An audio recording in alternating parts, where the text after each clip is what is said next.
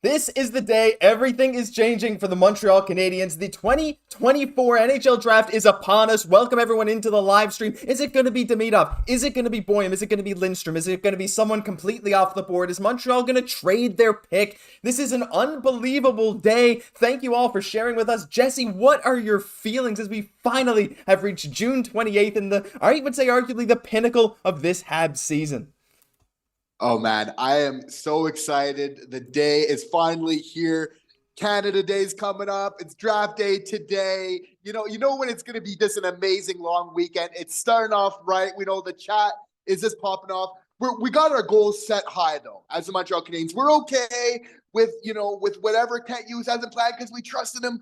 We have our sights set high, though, and we're looking to achieve those goals today. That's going to be unbelievable. We already got Super Chats. We already got Real Milton Bradley. I would play the Super Chat animation, guys, but, there have been some technical issues here today so far. I don't have any of my animations like normal. I hope you can deal with that, but I can't pretend to be Superman or Cole Caufield, but Real Milton Bradley, you donated before the stream $5. I want to thank you so much for that, saying let's raise $100 before the show starts. Unbelievable goal, but thank you. And another 5 saying Super Chat amount for me today. Oh my goodness. Jesse, if the Habs get to meet on me, he said he's going to give $100. Iginla 50, Senegar Levshunov 20. Oh my gosh, give Real Milton Bradley the shout out in the chat, guys. And we got Barry Crawford following up with the 10 with no comments. Just Barry Crawford coming into the stream. Let's get the energy up. Let's get the likes on the stream up. We got 230 people here. The draft is in about 12 minutes. Let's get this energy up. Share in the chat. Send some W's for the Montreal Canadiens. Also send the first letter of the last name of the player you want drafted. I want to see a D for Demidov, S for Seneca. I want to see an L for Lindstrom, B for Boyum. This kind of stuff, Jesse. The super chats are rolling in from George, $7. Thank you, George, for being here, for joining the stream. Love to see you here. Unbelievable. George likes Demidov. Ikram too, Mr. Hot Take himself, saying Baron Kapanen 21st, 5th for Zegras and a 3rd. Jesse, I don't know. We're starting off with the Zegras mock trades for Baron Kapanen 21st and the 5th overall pick. We're starting off on a roll here. What do you think about that? As I'm going to finally put on this Habs jersey like the fans are calling for. Oh, absolutely. We need all the good vibes today. I mean, the trades are starting already. The question is, are we done here yet? Is Kent going to try and get into that top 10, even move that pick up more? Is he looking to maybe get another roster player, right? With that, we see Kent's already cooking. He's in the kitchen, right? What's his next move, though? That's what I really want to know. That's the big question. We don't know what's coming next. And actually, Ikram said he couldn't finish the message because it said Zegras and a 3rd. He meant Zegras in the 3rd overall pick. That's much more tempting. Ooh. Baron Kapanen 21st. For 5th, I don't know if the Ducks would do that, but I'd be, you know what, Jesse, if that's the price for Zegras, and you can move up in the draft, I might be tempted. So we got Joseph Donovan. Welcome to the hat trick tier. Now, Joseph Donovan, we got to start putting your name in the base bar of every single video. Thank you so much. And guys, as you know, if you are a channel member, we will answer your chats in priority order. Or if you send a donation, the who's get the priority. This week, get another super chat, Jesse, from Eddie's boy for $24.99, sending a victory sticker. Unbelievable support, guys, so far. Thank you. Woo! Eddie, if you want us to answer anything, guys, of course, if you send text in your donation, we will answer your questions, answer everything you have to say. Thank you so much. He just said Demidov, let's go, Jesse. I mean, he's sending 25 for some Demidov, let's go. I mean, I think you're on the same page as him. Absolutely so, right? Other players, I'm still going to be happy, right? I've been watching a lot of tape. I'm getting excited. There's a lot of pluses for a lot of players, but you have to feel Demidov, right, is right at the top. I'm so happy to hear so much Lechonov as the days went on, seeming like more and more of a lock at number 2, right? So it's going to be so interesting just to see what Chicago does. It's pretty much going to predicate everything else. But Demidov, you just have to feel fits exactly what this team needs. Josh, imagine the Bell Center. Demidov with the puck. You can feel the electricity just in the air already, just kind of seeing that. I honestly, with Lane Hudson, with Slav, with Suzuki, with Caufield, we are getting now an opportunity to really take this young core to the next level by really adding a player of this caliber in Ivan Demidov. Dude, it's going to be unbelievable. I hope he falls to us, but there's going to be some shenanigans going on. I would try and show the pictures. I wish I could get him. Well, I'm starting to fall behind on the super chats already, Jesse. This is crazy. Planko with the €2. Thank you for being here again, Planko. Loyal member, guys. You guys all know who Planko is. Same thing with George. Same thing as a lot of people in this chat. I could name about probably 30 or 30 that I see already here that are always here in the streams. Planko saying, hope that Minnesota jersey is ready. We're not doing that again, Planko. It's all positivity this time, baby. No more negativity. That was a bad idea. We're erasing that memory. We're coming back this year even stronger. Thank you. Big Boys Do Stuff says, hi, just subbed. Well, hello. Welcome into the stream. The highest energy. So we are so pumped for this. Thank you so much for being here. We like to praise the positivity here. We're going to be thrilled with whatever happens, and I hope you guys enjoy sharing it with us. Tommy Vesna with the $2 saying, hi, Josh and Jesse. Rebuild ends tonight. Let's freaking go. I agree.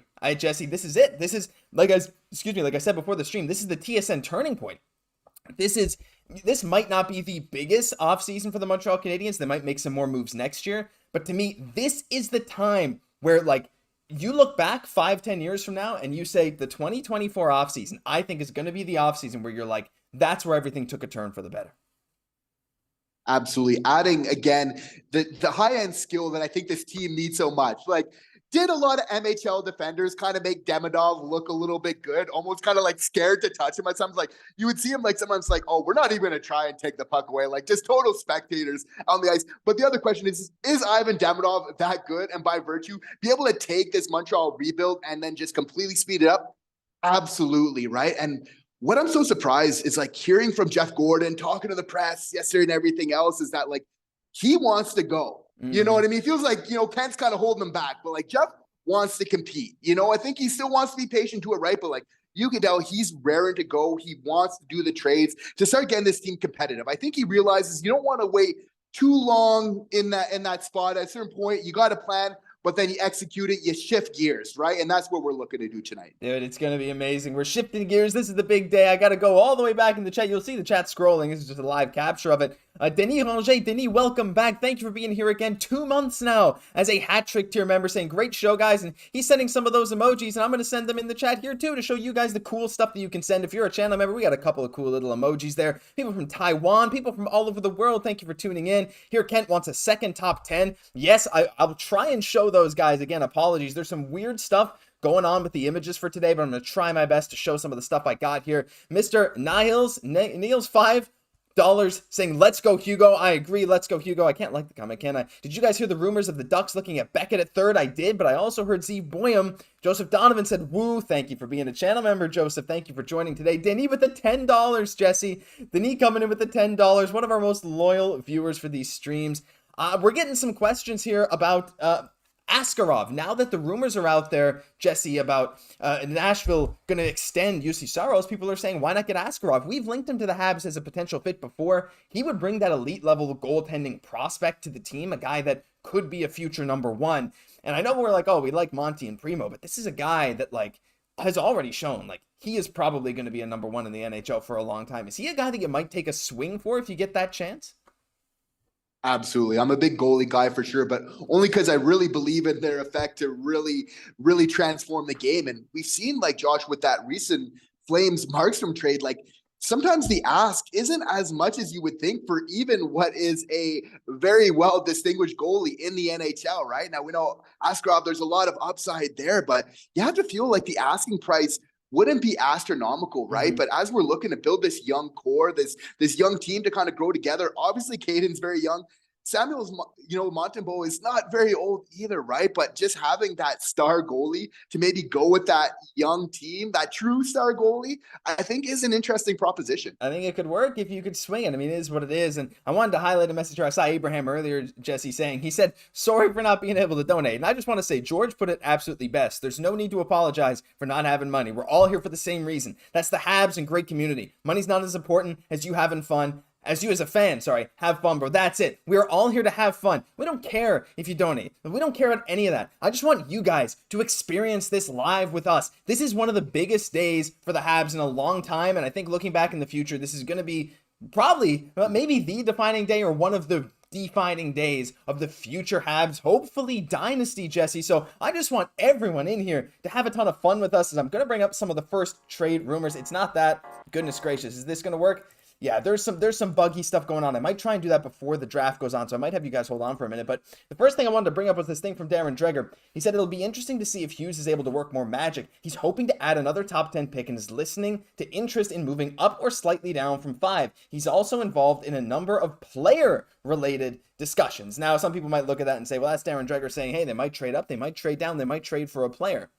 Okay, I guess they might do anything, Jesse, but it is cool to hear that pretty much across the board today, Montreal has been heavily implied in a lot of these rumors. What do you think? Like, do you think he's going to move up? Do you think he's going to move down? I don't think there's any way he stands pat. If you had to pick, do you think, what's more likely, Kent moving up in the draft or Kent acquiring a player tonight at this draft?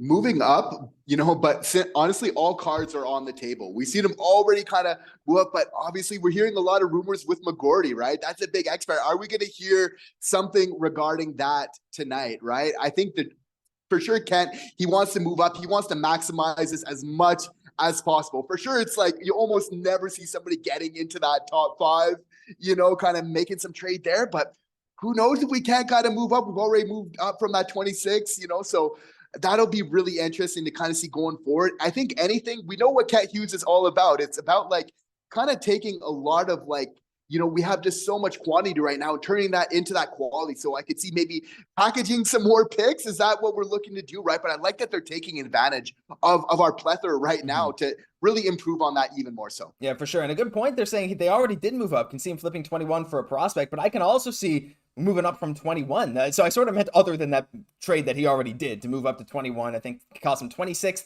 57th, and a 7th round pick. And according to Puckpedia's trade machine, it was exactly equal. So that's pretty cool. Planko with the $2 saying this is for Abraham. $5 from Mr. Niles saying for our boy Abraham. Well, guys, thank you so much for supporting the other community members. And again, thank you so much for just sharing this with us again and being willing to donate this stuff to us. Thank you so much. Zen Mysterio, welcome back, Zen. I see you all the time. Did you hear about the Stamkos contract and how there wasn't an agreement? Yeah, Jesse, Stamkos is going to be a UFA. Now I'm seeing some people, kind of saying, oh, well, Stamkos is just going to go back to the Lightning. He's going to do what he did last time and last minute give some heartbreak to Leafs fans. Some people saying he's going to Toronto. I know we've talked about maybe him in Montreal. He could fit that veteran on a short-term deal kind of thing. I don't think he's going to come to Montreal, but at least is interesting that he doesn't seem to be heading back to Tampa.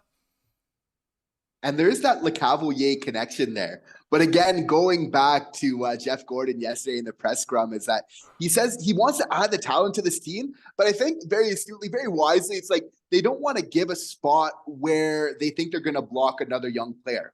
However, I think for our top 6, I think we can put another player in our top 6 without necessarily taking a spot away from a younger guy right away and maybe put them in a more competition to kind of earn it. You could say that could even help some of these younger guys be like, okay, well, I'm going to work that much harder to really get my spot in the top 6, which is still totally a possibility and predicated, on their play, right? But I love that philosophy. But for me, it's like, I'm almost so surprised to see how Jeff Gordon, how he really wants to move forward, right? Oh, yeah. We've seen it with the Rangers. They did the rebuild, but it was their time to shift gears. They didn't waste too much time about it, right? And I'm wondering, will the Montreal Canadiens follow a similar path? Yeah, I can't even get words out of my mouth because of what you've said, and I agree, but also with the kindness, the friendliness of the fans. Jesse, Frank Thibault donating 28 Canadian dollars, saying for those who can't give. Frank, that is unbelievably generous. Again, just a sincere thank you to you for donating for the people that can't and for people who, oh my goodness, and we get Jordan Saylor upgrading to the Rocket Richard tier. Jesse, that is a high channel member tier. Jordan, you are the first one to become a Rocket Richard tier. Frank, thank you so much. Everyone, I want everyone in the chat to say thank you, not only to Frank, but to the other people to all your other fans that are here, for everyone that is kind enough to be here, and for everyone that is kind enough, especially to donate and to support us to allow us to do this every single day. So send some thank yous, send some olays, send some W's for Frank, for Jordan, for everyone else, for George, for Denis, everyone in here who has supported us. Unbelievable stuff. Jordan, we'll be having a look at those channel membership tiers and exactly what we can get done with you. So we'll be taking a look at that. That is for sure. Thank you so much for all of this amazing support. Guys, we are 1 or 2 minutes away from the draft. I hate to do this right now. I'm gonna try and see if I can fix some of the pictures. If you can bear with me for just 2 minutes, I hope I don't lose like 500 of you, but I'm gonna try my best here. So the problem is you have hotkeys in OBS and they're not working for me right now. When I'm pressing my keys, nothing is happening. So 1 second, there's a couple that I want to take. Here we go.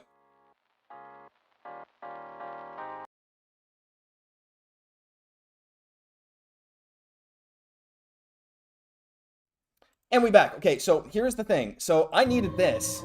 We all knew we needed the Kent Hughes cookie, right? Yes. And we all knew that we needed that. But we also needed the super chat. This is for all of you. This is for everyone who left a super chat for donating so far. I'm going to spam this a few times because you guys all deserve this. Go! Oh no, is it not? Oh no, why is that not working? OBS, Jesse, has just gone completely crazy. Let's just loop it and see what happens. Does that work? There we go. Now it's looped. So, guys, I'm trying my best here. I promise to get this stuff done. I promise. We're trying our hardest here, but stuff has been difficult to do as we got Ikram who upgrades to a hat trick tier. Jesse, now Ikram's name is going to be down below. Any final words before we head in to the Sphere in Las Vegas to finally tune in to who's going to end up going first overall? That's not a surprise. And what else is going to happen? Thank you so much to every channel member. I'm trying to keep up, Jesse, but it's almost impossible with the crazy support we've had so far. This is a huge night. We're trusting in Kent Hughes. Obviously, what we're doing is going to be very much based off of what the other teams are doing. It's a very unpredictable draft, but that's what makes it so much fun. What's going to happen? It's not like last year where it's really that top five. For the most part, at least the players was really set in stone. That's what's so fun about this draft is there's going to be lots of surprises. We really need to, expect the unexpected when it comes to picks, when it comes to trades, So honestly, I'm just hyped and I'm trusting in Kent here tonight, the genius that he is to really make the great move. Yeah, absolutely. I just wanted to remind you guys, we saw Jordan sign up for the Rocket Richard tier, and I wanted to highlight that again because that is our second highest tier of channel membership. And I just wanted to, again, maybe another W for Jordan because that is a $40 monthly subscription to the Habs Digest channel. And Jordan, we're going to be shouting you out in at least a video directly every month. We'll be talking with you for sure. And that gives Jordan the perk of having some video calls with us, Jesse. So Jordan, we'll find a way to contact you. I don't know if you can say this now. We'll figure that out at some point, maybe in a comment section of a video. But we can contact you. We'll have a nice video call with you at some point, maybe once a month or however often you're feeling. And also, Jordan, one of the perks of the Rocket Richard tier is that at some point, you get to pick a topic for myself and Jesse to talk about in a video. So if that sounds like fun to you guys, that's what Jordan gets with that Rocket Richard tier. So Jordan, let us know any single time in the comment section of a video or whatever. We'll try and reach out. Maybe you can DM us on our Twitter account, on our X account. It's just at Habs Digest. Send me a DM there. We can organize stuff there if you have an X account. If not, we'll figure out it some other way.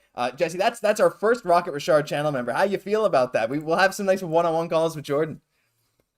It's absolutely unreal. And that's what's so nice about the lives and everything is getting to talk. Like it's different than the video, right? And what's so great about it and that we appreciate so much for all of our fans that are watching, it's like, Josh, we already love hockey. Yeah. We'd already be hyped up about draft day.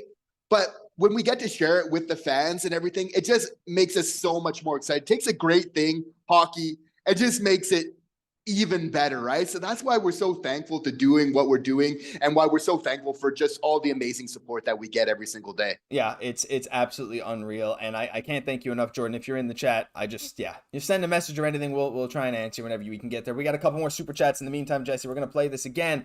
And we got Mr. Niles for another $5 saying, if I'm Hughes, I'm trading Hudson for a more complete Boyum. Guhle legit on the second line would be huge. I mean, like, objectively, Jesse, if it's straight up Hudson for Boyum, I don't know. That's one where I'm like, it's tough. I think I agree that Boyum probably has a higher ceiling because he's kind of like Hudson, who's a bit bigger and a bit better defensively. So, like, yeah, I just don't think there's any way you can finagle that where they would agree, but it's not that bad. Alex Turbide saying Matheson, Anderson, and Calgary's first-round pick for Natchez. You know what? I don't mind that. Carolina has a lot of money going out, Jesse. Calgary's first, Matheson, Anderson. That's actually not that insane. Now that I think about it, it's like you can get off of Anderson's contract. They get a guy who they have a bit of a redemption project with that could end up being okay. They get Matheson, who is, one of the top point producing defensemen in the league, and they get a first round pick from Marty Nate. What do you think of that? It's interesting, right? Obviously, I think that Gordon's going to be looking, and Hughes and company's going to be looking to do something with Anderson's contract. We're hearing his name kind of coming up in a lot of mock trades, surprisingly, right? And we've seen other teams like Ottawa be able to get out of a bad contract at Korpisalo. So it is possible sometimes without having to retain too much as well, right? But yeah, no, that's it. Obviously, Matheson, he's a great point producer all the same. It'd be hard to see him go, but I don't know. It's like we do have a lot of defensemen. There definitely is that. They might not be old, but they're maturing. So that's what makes these type of trades that much more plausible. For sure. It's absolutely crazy. We got another one, Jesse. The first super chat ever in the stream from BK the King saying, been watching you guys since late 2023 every day. First time donating. Thanks for the ride, fellas. Go Habs, go. Well, thank you so much for being here, BK the King 11.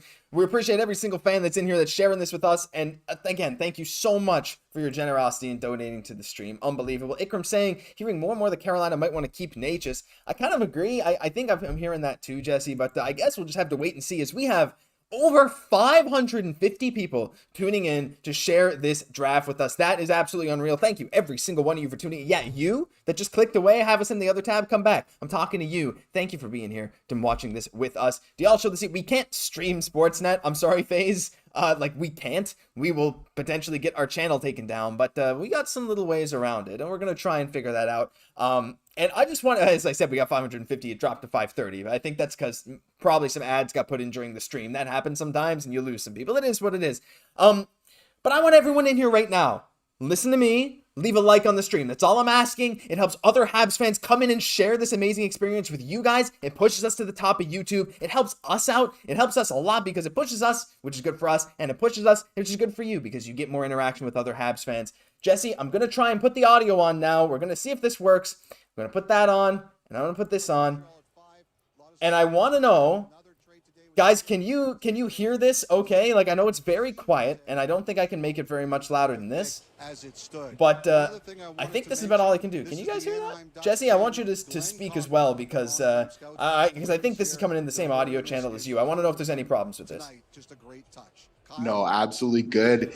Is the Freed bombs coming? That's what I want to know, right? Obviously, it's cooking up right now. The anticipation is palpable right now. Obviously, we know who's going first, who's going second, because that's going to really say so much about who the Montreal Canadiens get today. Yeah, for sure. It's going to be absolutely unreal. I see some people saying, louder, please. I don't want to put it up too much louder because then it's like hard for me to even hear Jesse and to me to think. There's a lot of stuff going on, but we'll try and leave it here. I hope it's not too little louder. Okay, we'll go a little louder. We'll try that. BK the King saying, do you guys remember the comment section of Habs Inside Out? You guys are basically the new version of that. Well, thank you. I do remember that. Habs Inside Out, yeah. I do remember. Well, thank you so much. And guys, we are now just moments away. I turned it up a little bit. Let me know what you think. Joseph, leave a like for the best Habs stream. Thanks again, boys. You rock. Let's go. Woo. People are liking the audio. There's so much going on, Jesse. I feel like I can't even think with the amount of noise that's going on right now. Another super chat. What? No, guys, I can't stream the draft. I'm sorry. I can't stream the draft. If I could, I would. I don't have a contract with Sportsnet. But Sportsnet, if you're listening, we would love to. But we can't right now. We're trying to do our best to stay monetized to bring this show to you guys. Jesse, what are your thoughts? They're showing the Sphere. We're showing the draft floor. This place is unreal looking. Right? And this is like the last year where we're actually having the in-person draft. I honestly miss that. I wish if any way, I know the NHL is always looking to fine-tune things. We got to find a way to keep the draft in person. I just think it adds so much. I know a lot of other sports are going away from it and everything else like that. But there's just something, right? You got to deal with the trades when the GMs are able to meet, and it's opportunity for players to get to meet like other players that they're going to be on teams with, right? We remember seeing that video just the other day of when Nick Suzuki and Cole Caufield met for the first time, right? Yeah. This is those type of special moments and start building those bonds early, before camp, I think are so important, right? So I just think this is a really special draft and how we're doing it in person today. It's unbelievable. I'm so excited. And by the way, guys, yes, it is muted on purpose because I'm not gonna show stuff until it's like something that we really care about, because it's easier for us to think when there's no audio, and it's easier on resources because as well, trying to stream while streaming the draft, while on a call with Jesse, while opening YouTube, it's tough too. But yeah, so we're gonna try our best as we get another $5 super chat, Jesse, from Ikram, saying, I'm not sure what team could be more effective from this draft than the Habs. This will be entertaining. That's right, and I think I'm gonna cut over to Gary Bettman speaking, because I think he's speaking. So we're gonna take a little listen here, Jesse. Let's see what he has to say. NHL draft at sensational Oh Sphere. yeah, he's happy that he's there at the Sphere. Look at all the faces. They have the faces of all the draft people. For those of you who are not watching, because I know a lot of you probably can't watch, they are streaming like in the inside of the Sphere. They have the faces of all the players up like that. It's unbelievable. George says, how do I get that upgrade? I thought you guys only had one there. I've been looking. I can't find it. I don't want to take away from anyone. Oh, your channel membership? I'm not sure how to upgrade, George. I believe if you just click the membership link in the description of this stream or of any video, I believe you can click the next tier. If not, you might have to go to the end of the month, and when it prompts you to renew, you might be able to upgrade then. I'm not totally sure, but I hope that works out for you. I think there's a way either at the end of the month, or if you just click the link, there might be a way to figure it out. If that doesn't work, let us know, and we'll try and figure something out with you. But thank you so much for even offering that. Unbelievable. Blanco says, no one wants to listen to Bettman. You know what's funny? I'm looking at the chat. As soon as Bettman starts speaking, we lost like 40 viewers, and we got people in the chat have just gone quiet because no one wants to listen to Bettman. You know what? You're absolutely right. You guys are here to listen to us because no, that's very selfish. But we are here to talk about this stuff, and I want to see, Jesse, if this is going to work. I really want to see. Okay, that worked. Is this going to work? Oh my gosh, my pictures are working. Okay, the hotkeys are working for the pictures, guys. This is unbelievable. I wanted to go through some of the other trade rumors before Gary Bettman is done yapping over there. One thing Marco D'Amico said is corroborating sources on the ground is that Zeev Boyum is now the odds-on favorite to be selected 3rd overall. This was earlier today. That's a big thing today, Jesse. But also that the Habs are telling Dave Pagnotta that they are assessing options with respect to the 5th overall pick. They've attracted interest and also moving up from 21st to 21st overall. They're looking to move up from 21st even higher, which they acquired earlier today. Final one, the Flames tried to make a pitch for the 5th overall pick, but the Habs price was too steep. Jesse, there is so much going on. Unbelievable. The people have already offered the Habs for the 5th pick. I don't know when we're going to see something from Kent Hughes. I don't even think it's a matter of if, it's a matter of when. Absolutely right. It's what is he going to do right now with that 21st overall? We're hearing from the Calgary Flames, obviously no surprise, wanting Guhle, right? They're figuring there's a lot of rumors that the Senators want to grab him if he's available there. So they're trying to get in before, right? We're seeing a lot of rumors, even with Tej not top 5, right? There's just so many moving pieces kind of last minute here, which is absolutely just so wild to see. To be honest, whether Kent kind of, drafts at 21st, tries to move up, or goes for a player. I just like that he's really making that effort to really maximize right now. Sean Monahan, that gift that just keeps on giving that first round pick, right? Like, what is that going to transform to by the end of today? Who knows? It's unbelievable. As they're showing Mike Greer and the whole Sharks team as they are on the clock, but they're basically just showing Macklin Celebrini. We don't need to show that. We'll play it once they get up to this podium and all this stuff, Jesse, as we get Ikram telling George how to upgrade. Thank you very much for that, Ikram. Tension builds, says Joseph, as we get another super chat, Jesse, from Chris Plant. Thank you, Chris. The first super chat on the channel, and it's $10. Thank you so much. Unbelievable support from you and from everyone here in the stream. Again, I got over 500 people in here sharing this with us, Jesse.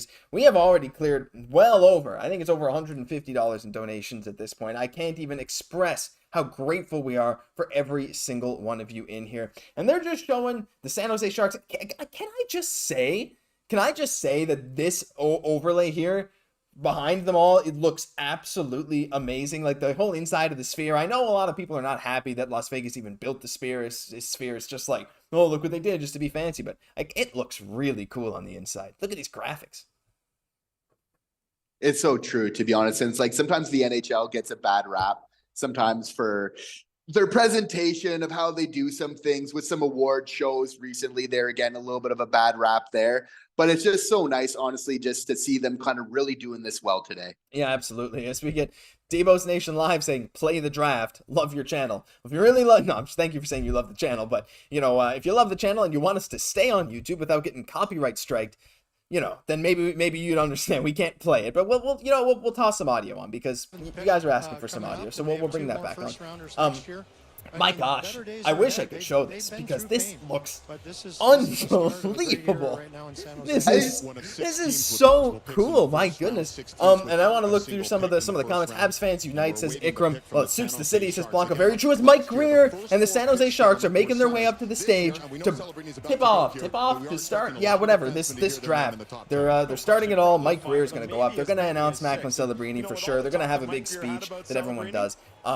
Joseph saying that's our thanks to you guys. We appreciate you. Well, again, we appreciate you guys, and we appreciate every single one that's in here. It's unbelievable. Ikram saying the NHL should build a sphere to hold drafts, and so people don't get mad where the draft is held. I mean, hey, if they held it every year here, I don't think I'd be mad.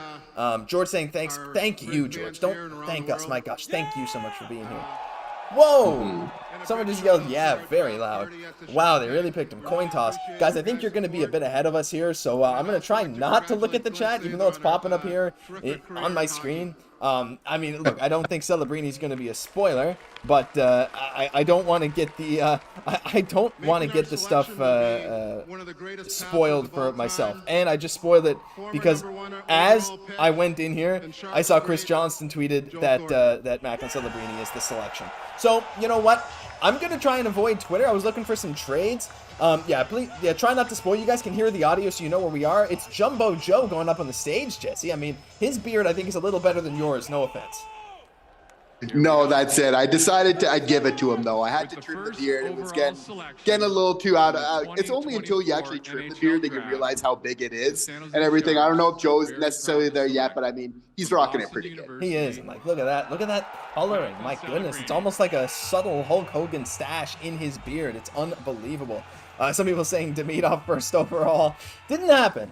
It's Macklin Celebrini. It's exactly what we all expected. And his father, I forget his father's name, but Celebrini works for the Golden State Warriors, and that's a big reason why I think Macklin is so good. His father works heavily with the medical staff of the Golden State Warriors, that team, that longtime dynasty in the NBA. It was falling off a little bit now. Taking a look at the chat. Yeah, let's not spoil it, guys. No spoilers. You guys can listen along with us if you like. Obviously, there's going to be you're going to be able to hear a lot of this draft. I think like every now and then I might mute it, but Macklin Celebrini is making his way up to the stadium, or to the stage. Jesse, when we're talking about San Jose, we're looking at their future. They have Macklin Celebrini now, who is an amazing prospect, and I know he's coming in the year after Bedard, you know, the absolutely phenomenal Connor Bedard. So some people are like, oh, he's not quite in that Bedard tier. But Macklin Celebrini is such an amazing two-way player. He does it all. And the comparison you always hear is Sidney Crosby. It's like kind of a not quite as good as Sidney Crosby, but that kind of player is the kind of player that leads teams to championships, and he is so skilled. You combine him with Will Smith, you combine him with a lot of the other guys that they have coming up through their system. They're like a good defenseman and a solid goalie away from being really, really good in just a couple of seasons.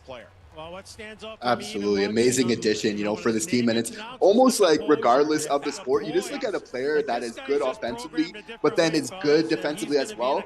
For sure, they're just going to be a tremendously impactful player. You could argue that those are the most, right? Because they're doing it all over the ice, right? Which is just so amazing to see again. Setting a great example, I think, for his teammates in San Jose as well. You know, a young team now that it'll be is like of how to actually play the game the right way as well. So, you know, doing this amazing things at a very young age as well. So an amazing NHL career ahead of him. Can't wait to see him. It's going to be unbelievable. We got some Ric Flair woos. Yeah, there's people screaming in the audience there. Woo! You know, we got some Ric Flairs coming in the chat and in person there. Blanco said his pizza's cooked. Now it's time for the dessert from Kent. Cool. I like that line, Blanco. Got his pizza ready. We got Seneca's a great man. Top 5 though. Too bad the Coyotes aren't around to go off the board like that today. If I was Chicago, imagine the 1-2 punch with Bedard and Demidov. I mean, I get that, Jesse, but this is the big one here, and we're going to probably see some spoilers in chat, so I'm going to try not to look. I'm going to try not to look at Twitter. I'm hoping that if there's a trade, it's going to be what Gary Bitt... Like, isn't it better? Like, Jesse, this is one thing. The NBA draft, like, here's the NHL thing. These insiders are not spoiling the picks before they happen. They're tweeting them as they happen. In the NBA draft, you have Woj and Shams. I don't know if you guys watch the NBA, but those are the two top insiders. They're on broadcast, live national broadcasts, on the panel, telling people who the pick is going to be before the commissioner walks up. And when the commissioner announces a trade, it's a trade that was broke on Twitter 15 minutes before. So it's like, it's just not great. But what I love about the NHL is that the picks get tweeted out as they happen. And also the trades are often announced by the commissioner. Like, remember that whole Kirby Dach trade, Jesse? That's what I'm hoping for tonight. A big surprise crowd pop because of something Gary Bettman says. Absolutely. And even it can happen after we draft 5th overall. And I would argue it would be, right? Habs are going to get a little bit of a better feel of who's there. As we kind of get to that 10th range, we need to really be paying attention to what Ken Hughes is doing. You got to feel like he's going to be on the horn, making some calls, right? Okay, who's going to be there? Because it's not that huge jump anymore. We're basically looking to jump 10 picks. And when we look with all, obviously, the prospects, all the additional picks that we have, and obviously some guys on the roster that are maybe not part of our future, right? Like, Kent just has so much ammunition right now. So that's going to be really interesting to keep an eye on. It's going to be unbelievable. I'm so excited. Some people saying, Jesse, they're going to wait for us to announce the pick. That is awesome. Well, thank you guys for not spoiling, because I know you're probably going to be a good 30, 40 seconds ahead of us. It's just the nature of how YouTube works. You're probably way ahead, actually. Probably even more than that. So, because, like, I'm watching a slightly delayed stream so that everyone's in sync, and then also our stream is delayed coming out to you by probably 10 or 15 seconds. So, anyway, thank you very much. Demos Nation Live saying, I watch your channel every day. Well, thank you so much. We got a lot of, like, amazing viewers. Guys, did you know that George Strombolopoulos watches this show? George Strombo is a Habs Digest fan. I'll have you know that I confirmed that with him. So I don't know if Strombo's watching now. Probably not. He's probably just watching the actual draft itself. We're doing other much more important things. But I thought that was really cool. We got such a great community here, and so thankful for so many of our viewers. Blanco said the Dach trade was amazing.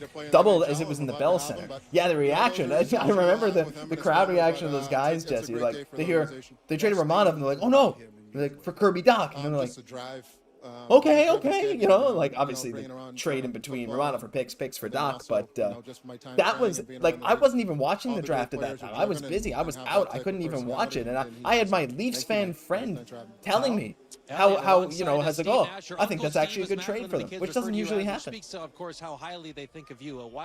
Definitely, right? And Habs fans are always going to let you know how they feel, right? If one thing, we're honest, extremely savvy of the game, right? And super passionate, right? So that's why we're hearing some different things, even with Slav. It's just, we weren't really expecting that. He was such a late riser, right? And it's only because we care about the game that we're passionate, right? That we let the whole arena know kind of how we're feeling and everything else like that. But no, we remember that was a very special day for the Habs. Again, they made an amazing selection that day, and just Kent Hughes and the work that's been going on. And we have to remember, like, what's going into this draft is so much more analytics. The Habs, like, when Kent Hughes took over, he said, we're really going to start looking into the numbers, a lot more of the statistics, and really help that in guiding our decisions in what we're doing, right? We've seen, like, since, like, you know, picking Slav, Owen, Beck, we've seen a lot of great goalies selected. There's been some real good picks, in my opinion, where you're looking back and they're hitting a lot, especially early on, where you kind of be hopeful a little bit more for that to happen, right? So amazing work so far, but we fully expect that to continue tonight. Oh, absolutely. It's unbelievable. As they're interviewing the epitome of success, Canadian success, Steve Nash, two-time NBA MVP. Love Steve Nash. He's one of my buddy's favorite players growing up. I mean, Nash is just such a cool guy. Amazing stuff. We got a lot of people. George saying, forget that, I'm going to spoil every pick. No, you're not, George. And even if you do, who cares? It's all right. People are free to share whatever they want. We just hope that you don't do it too much. As they're showing a graph of the highest drafted players from Boston University. Maka Celebrini and Rick DiPietro, the only first overall picks coming from Boston University. Jack Eichel was second, Brady Tkachuk fourth. But we all know Lane Hudson is the best out of all of them, and is going to clearly have the best career, even though he wasn't drafted the highest. But number two, Jesse, this is where it all starts. This is where it all starts. We're going to have to see very soon here who Chicago picks. pretty much everywhere. The betting websites that we've seen, who, remember last year when there was or not 2 years ago, when there was a surge in the hour before the draft about Slafkovsky? Last year it wasn't clear that Reinbacher was going to the Habs, but they're usually tuned in a little bit. It seems like the pick here is Artem Levshunov, and it seems like that's been the pick for a long time. As Chicago, Kyle Davidson are making their way up to the stage. Do you think it's going to be Levshunov? This is the time. This is the time here. I'm hoping. I'm not going to take a look at the chat. I'm predicting Levshunov. It seems like that's going to be it. What do you think right before we see it? They would be wise to pick Levshunov. If I'm Chicago general manager, I'm really tempted to pick Demidov. I know they got Bedard already. Just for me, just the skills, you need those right-handed, talented, not to take anything away from Levshunov. I just feel like Demidov, I just particularly really like that player a lot. I think that's probably the only player that I'd pick ahead of Levshunov if I was Chicago. That would be my pick, but honestly, they'd be fully right in doing so. Here we go. Here's Connor Bedard making his way up. I accidentally looked at the chat. Seems like people already know the answer. A lot of people just sending it in as it happens, but I'm going to wait and see what Connor Bedard says. Maybe this is just a big troll job. With the second overall pick. Come on, Connor. What are you saying? What are you saying? What are you saying? What are you saying? What are you saying? What are you saying? Proud to select Artem Levshunov. There it is, Jesse. Oh, yes. Levshunov is gone at number 2. Artem Levshunov is gone. The man who already looks like he's 38 years old. So sorry to say that, Artyom. But my gosh, this kid is unbelievable, Jesse. He's a big body. He is so good at so many things. I mean, I haven't quite heard, he's like Reinbacher plus, but it kind of feels like it in some little ways, right? He's kind of like what Reinbacher was, but even better, even a bit more matured with a higher ceiling. I really like Levshunov as a prospect, and when I was seeing some people theorizing that, you never knew what was going to happen in this draft, but with people saying random people could be falling left and right, there were worlds where Levshunov falls to Montreal, and in those worlds, people were not willing to take him, and I don't know. I am so sold on this guy. I think he has so many tools to be a fantastic defenseman for many years to come. He finishes a great year there. It seems like a lot of the key analysts are getting it right so far. Definitely Levshunov, at the last kind of final hours was definitely getting a lot of love to go there at second overall. This is helping the Montreal Canadiens quite a bit on our campaign to either get Demidov or Lindstrom. Obviously, we know who those other players are. We'd still be happy to get, but this helps tremendously. Now, it's not a lot that we still get them, right? That we know Columbus probably looking for a forward, but this helps tremendously. And Levshunov, an amazing pick, honestly, and it helps to really balance out your team just as a whole. Kind of getting that puck to Connor Bedard, from the defensive end. Like, this is a player that not only does he read the game like so well defensively, of breaking up plays and being able then, once he breaks it up, turning the puck the other way, quick attack. No, but then also offensively too, kind of knowing when to jump in, just skates so well, right? We know those right shot defensemen. There's a reason why Reinbacher was picked so high, the highest defenseman of that year, right? It's like you need to draft these guys. It's the only way you get it, as we're seeing the clips, like a heavy hitter as well. So a fine pick from the Chicago Blackhawks. Yeah, completely. He is unbelievably good. I think he's going to be unreal on that Chicago team. He's exactly what they need. The guy that can be that #1 defenseman to go along with Connor Bedard being that #1 up front. Here's my question, Jesse. I feel like I'm starting to lose my voice already, so I might need to tone down the voice a little bit or drink some more water.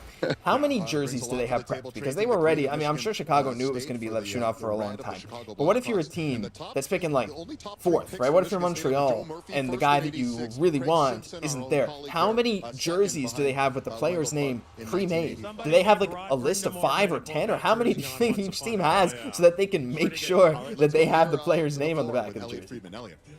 Right, well, where they're picking at 5th, they would need 5, all depending, right? Just for any type of those situations. Obviously, you don't want to be caught unaware, but that's the whole thing about, Kent Hughes and Jeff Gordon. What it essentially comes down to is this is the first player we're going for. If he's picked, this is who we go for. From there, right? Just having your list, and it's be really interesting to know what their list. What I've been thinking about Josh too is like, and it'd be interesting to know what the fans think of this. Is like, I'd love to hear and maybe we can do a bit on this. Is getting some of the players, viewpoints. I'd love to hear some of their inside thoughts. Okay, if I was the GM, this is who I go for, because obviously hockey players, they love this. They're watching this. They're paying attention to this, right? Like these other players, they have favorites, and everything else like that. So curious to see what their thoughts are on a lot of these players as well. Yeah, it's going to be unbelievable. I'm trying to adjust my voice. I can feel it's going. So I'm gonna try and tone it down. This is not going to be an ASMR stream or something like that, but I can't afford to have my voice lost. There's a lot of draft left to go. I'm going to try and stay super excited, Jesse. This is unbelievable. Blanco saying, imagine the moment if Bettman walks on stage before pick number 5. Can you imagine that? You know what? I don't even think it might be before pick number 5. It might be pick number 4. Another good thing here, Jesse, is that Elliot Friedman is on this broadcast that we're watching. So, I'm sure he has time to tweet in between picks. But, if something's going to happen, I think he's going to probably say it live if he's breaking a trade, or maybe Bettman himself will trade, as they're showing the highest drafted players from Belarus in the NHL history. Andre Kostitsyn, the 3rd highest drafted Belarusian ever, 10th overall in 2003. Andre Kostitsyn, what a player for the Habs in his heyday. I mean, he was pretty good. Him and his brother were a lot of fun to watch. I mean, I wish, maybe it turned out a little bit better, but I mean, Andre Kostitsyn is a name that I think a lot of Habs fans hold very near and dear to their hearts. So it's cool to see another Belarusian getting picked, the highest picked Belarusian ever here at number 2 overall. Absolutely. Shout out to the Carey Price days, the Plekanec days, and everything else like that. There was always those hopes with the conditions, because the skill was always there. Like, could they take it maybe to that next level, right? Which I don't think necessarily did, right? But obviously at the same time, they also very good hockey players. Yeah, unbelievable. What the heck is this audio quality? Well, boys, there's a reason I got this here. Boys and girls. I don't know if there's any girls here, but still. I'm going to share this with everyone. All right. Are they really dragging this out 10 minutes between picks?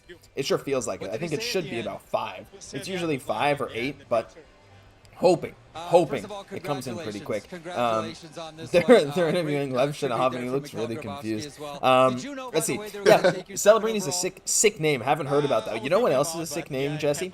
Not only Macklin Celebrini. It is really fun to say, but might I just say, Rutger McGroarty. And doesn't future Hab Rutger McGroarty have a ring to it? Sorry, I'm going to get your answer to that after, though, Jesse, because the Anaheim Ducks are walking to the stage. And this is a big thing. I want predictions right now. Is it Boyum? Is it Seneca?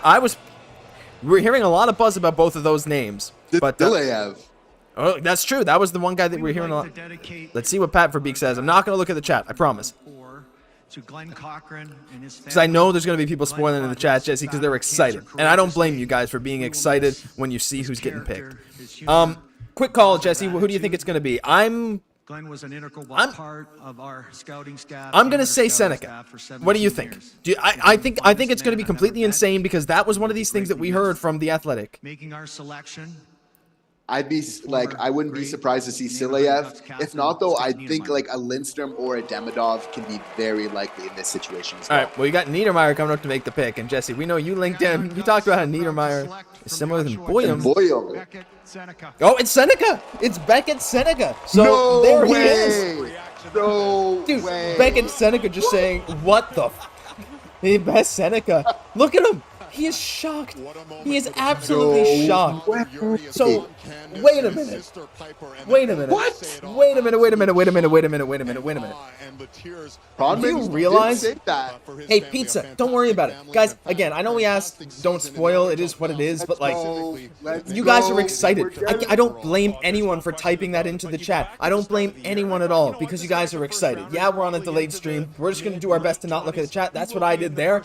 It works. It's fine. I'm so happy to hear this. Honestly, I'm very happy for Becca Seneca, Jesse. This is a guy that the Habs apparently really liked, but to see him going this high, man, I am, more than anything, I think I'm just thrilled for Becca Seneca himself. He looks absolutely in shock, absolutely thrilled, and I think he has some of the highest upside in this draft, that combination of skill, and I think he likes to get down and dirty and play physical, but that wasn't his strong suit, just because he's still thin relative to his frame, right? He grew a lot and didn't fill out. I think at the next level with a bit more mass, this guy could seriously be a danger. This is a huge rise from him. This jersey. is absolutely right. Oh, right. The new jerseys, absolutely starting the new era off for them, right? We're hearing some rumors, kind of last minute, right? And even today, Seneca, kind of climbing. But to see this happen, this is the unexpected thing that we're talking about, though. We're saying maybe a possibility at Seneca if Demidov and Lindstrom are gone. I'm honestly hoping, obviously, Josh, what are your thoughts if Demidov is available and the Habs pass on him? What would you think about that? I would, Jesse, this is something I've been thinking about a lot for the past number of days. Because, by the way, I asked everyone in chat, is this a W or L pick for Anaheim? I want you to leave a W or L if you think this is a W or L pick for Anaheim. Wow. If the Habs pass on Demidov, I think they'll have their reasons. I don't think they're going to, But like I said, Jesse, as much as I like him, I have concerns. I have concerns with him like I do every other player, and I would trust the people that scouted him over the course of a whole year over me who just had a little bit. But you never know, right? This is one of the things you're never going to know. I want him at 5. I think everyone wants him at 5. But like, if they pick Lindstrom over Demidov, I feel like I can't be upset. Like, because that's just an objectively fine pick. We'll see what happens with the back. I'm not in a position to make a judgment about that. If they pick Boyum, I would just simply say expect another big move to go down. What are your thoughts on this whole thing? Absolutely, absolutely. This is totally wild. Honestly, you know, it's a very unexpected pick, you know, from the Anaheim Ducks. As a Habs fan, I love it though, because again, this is increasing our possibility. It's looking now for sure we're going to get either Lindstrom or Demidov, in my opinion. Maybe Kent. We know he marches to his own drum. He's not affected by what fans think. He gets in the war room and he does what he feels is best for this team. So like you said, Josh, I'm going to trust him for that reason. But you have to feel now we have a chance of getting who you feel and who has been projected as the Montreal Canadiens 2 top picks. So if you're Cat Hughes, you have to be extremely happy about the situation that this team is right now. I'm honestly beyond excited. Kaiden Lindstrom, I think, offers potentially so much to this team. Love the style of play, you know, so much. I think we're a playoff-ready team. Demidov just seems to fill such a void for this team, this excitement. We love hockey so much. We're so crazy about it. You add somebody with that skill, with the complementary pieces that we have already. I think you just see an electric Bell Center just ready to cheer for this young man. As somebody who covers the team, it just makes me tremendously excited that now we have the possibility of drafting one of these 2 players potentially. It's going to be unbelievable to see what happens. I got to get to a super chat to everyone we want is still on the board. Silayev, Columbus is what Ikram is trying to facilitate. Jesse, I think Don Waddell's phone is currently blowing up because of the sheer amount of calls. Because you got to think there's a lot of teams who are willing to move up for a guy like Silayev. Like now, you have your pick of Silayev, Boyum, Lindstrom, Demidov. That 4th overall pick, and even Kent Hughes at 5, is extremely in demand. So it depends on, you know, if Corey Pronman is right. Guys, by the way, don't forget, Corey Pronman was 100% on last year's top 5, and this year he had Demidov going to Montreal at 5. The year before, the Slav year, he was bang on for the top 6, except he had Nemetz and Juraj. He had Juraj at 2. He was 50-50 between Nemetz and Juraj at 2. He ended up going with Juraj, and he took Nemetz at 6. It ended up being the flip, and New Jersey went the other way on the 50-50, took Nemetz. But every other pick was bang on. He has Demidov going to the Habs. But if there's a trade, I'm just trying to take a listen. So they think, Columbus is going to take this pick. They don't think it's shopping it. There was almost a deal in place with Philadelphia that died today, Jesse. You got to think that was for Kaiden Lindstrom. George is saying I'll be very upset if they pick any other player than Demidov. Hey, George, I get it. We all want Demidov, but this is the thing. This show, we love to be on the positive side of things. If they don't take Demidov, we're going to be a bit upset too, but you gotta look at the positive and try. And look, I know you're not saying you won't be negative about the player. I fully agree with you, George. I think we're all going to be upset. However, we're going to one thing that I want everyone in chat to promise right now. Tell me you promise. I'm asking you guys to promise that no matter who Montreal picks, we're going to be kind to them and we are going to rally behind them like a positive fan base, like the fan base we should be. We don't want a Reinbacher scenario again. We don't want a Slav scenario again. We want us to rally behind whoever the Habs pick. As Jesse, Columbus is now making their way to the podium. Oh boy. On behalf of the Columbus it's Don Waddell. We want to welcome our great fans. Welcome our great fans. This This is cool for Don. I mean, Don is just like, I just wanted to say, welcome our fans. And you, Kent Hughes, we don't like the Montreal Canadiens, you know? Self-censorship there. We can't have, this is a child-friendly channel. Here's the pick, Jesse. Who do we think? I'm thinking Kaiden Lindstrom. I think they probably maybe would have picked even Seneca if he was available, as we're hearing the rumors of. Lindstrom is who they've been tied to, but obviously, you know how I feel about that. It's Lindstrom. It's Lindstrom. Oh my God. It's Lindstrom. It's happening. Okay. Boys, I'm going to tell you to spam D in the chat for Demidov for no other reason. I'm not asking you to spam D for just spam the letter D in the chat. We got to get some Demidovs in here. Some Demidov time. It's time. It's time, Jesse. I don't have any pictures of Demidov.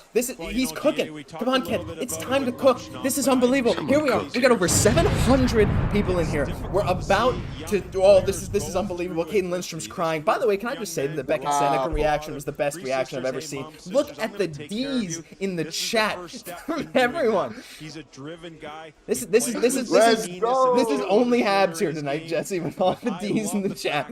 This is unbelievable stuff. It's gonna happen.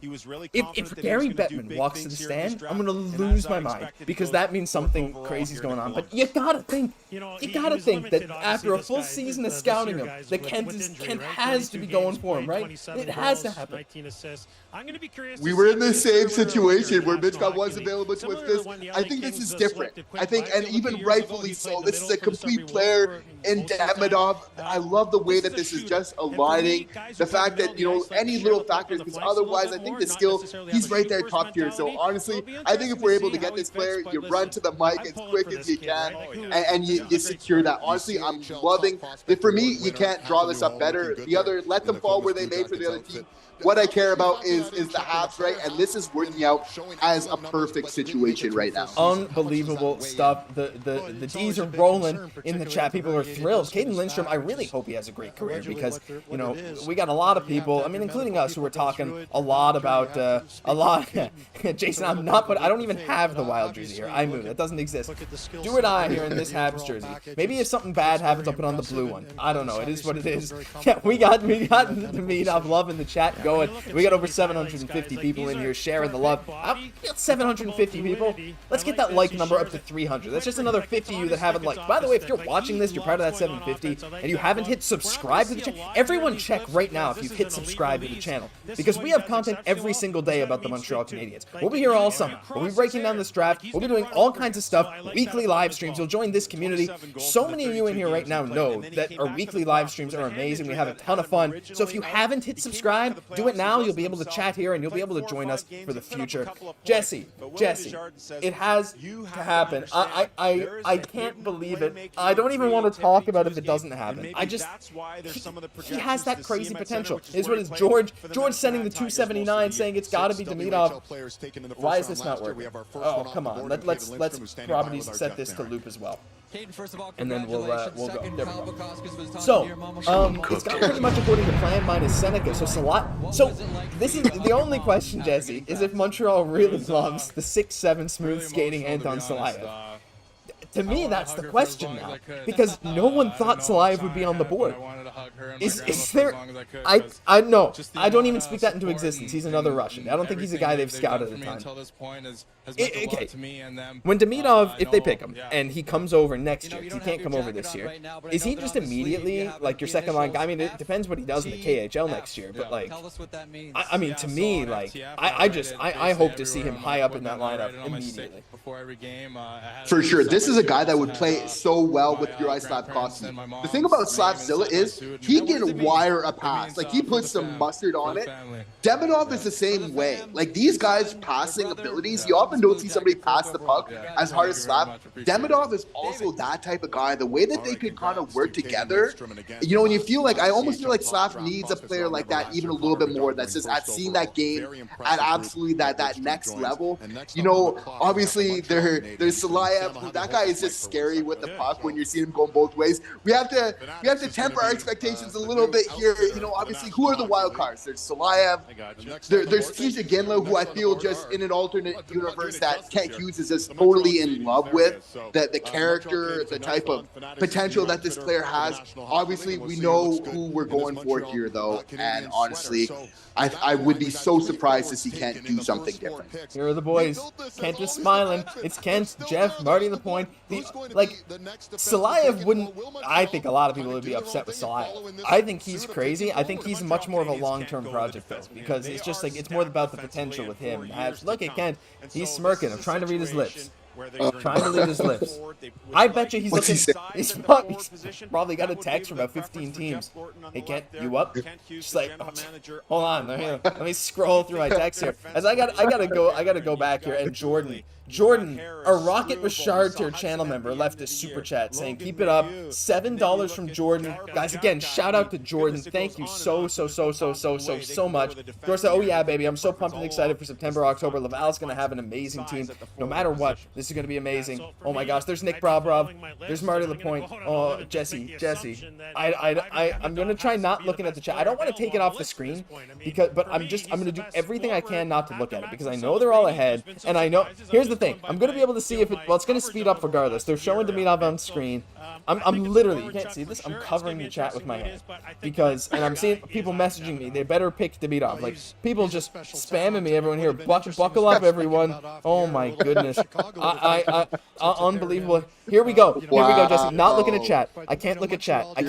Bolton, he's the jersey in hand as he's making. Who's gonna make the pick? Who's gonna make the pick? Are they gonna bring someone up? You gotta feel. I'd be surprised to see Carey there this year. No disrespect.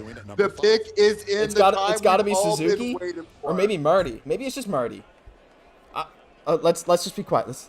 Bonsoir, Las Vegas. Bonsoir. They're booing him. He's speaking French.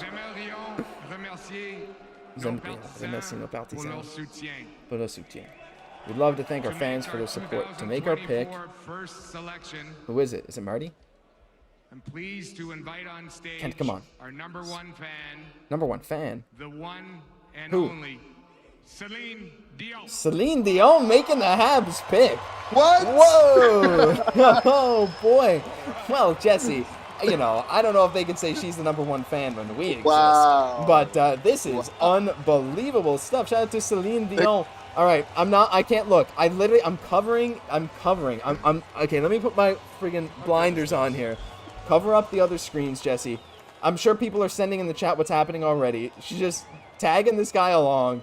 He's hanging behind her. She's taking charge here, heading up to the stage. She is, okay. No, okay, I can't look. She just kissed Gary Bettman. Kind of looked like on the lips, but I don't think it was. So let's just, she's shaking the hands. Come on, Celine. Come on, Celine. Because people watching this, Jesse, in the VOD are gonna see the name going through the chat, and they're gonna be like, why haven't they reacted? I promise I'm covering it. Jesse can't see it either, guys. Here we go. Who is it? Good evening, everyone. Celine, hurry up. Celine is awesome. This is the moment. She's excited. I'm excited. Et très fière. Wow, the curveballs. Celine, get to the point.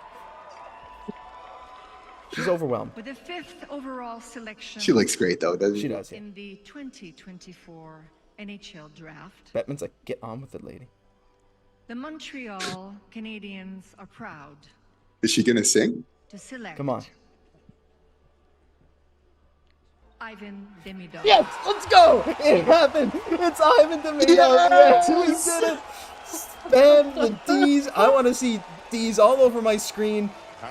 Pause. It's gonna happen. Send it in the chat, boys. We did it. We did it. It happened. Channel members, send your Slafzillas. Send every emoji that we got here. Crying Brad Marchand. He is sad to see Ivan Demidov on the Montreal Canadiens. It happened. Michael, come on. You said they could have had Michkov and Demidov. They could have, but they don't, okay? Because Michkov said he was only gonna play for the Philadelphia Flyers. We got Jesse Ikram upgraded to Rocket Richard. Well, Jordan, you now got a member in the Rocket Richard tier, as we're now going to have Ikram and Jordan in our video calls. They're going to be able to suggest topics to us. They're going to chat with us. This is going to be some amazing stuff, and we're going to shout them out in a video every single month at the minimum. Ikram, thank you. The donation, the people are so thrilled. George spamming those, Joseph spamming the emojis. It happened. It happened. It's Ivan Demidov playing the parade, says Generic. Jesse, this is the most excited I have been for a Habs draft pick in years. I came around on Slafkovsky. I'm coming around on Reinbacher. But look, I know we don't know what's going to happen, but for right now, this is just such an amazing moment. I haven't felt this kind of thrill with a pick where they picked the guy that we wanted in a long, long time.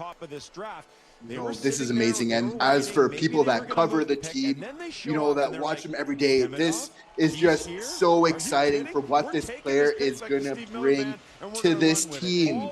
the absolute best hands, the most filthiest mitts in this draft is Ivan Demidov, potentially the highest offensive potential out of any player in this draft. Somehow we were able, the cards fell just beautifully, and we were able to get him at fifth. We are so excited. We're just going to be watching every single moment of him till he gets over this, getting even more excited what this player really brings, right? We got that two-way, super smart player in Suzuki. We got that, grinder, but that's actually so amazing. And Slav, we got the sniper goal, but we needed that skill guy. This is what this team needed, and this is what we got.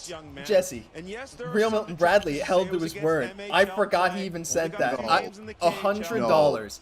Guys, go leave a like on Real Milton Bradley's super chat. Thank you. Leave a comment saying thank you. That is unbelievably generous. Like, without words. Insane. Thank you so much. Look at this. Look at this.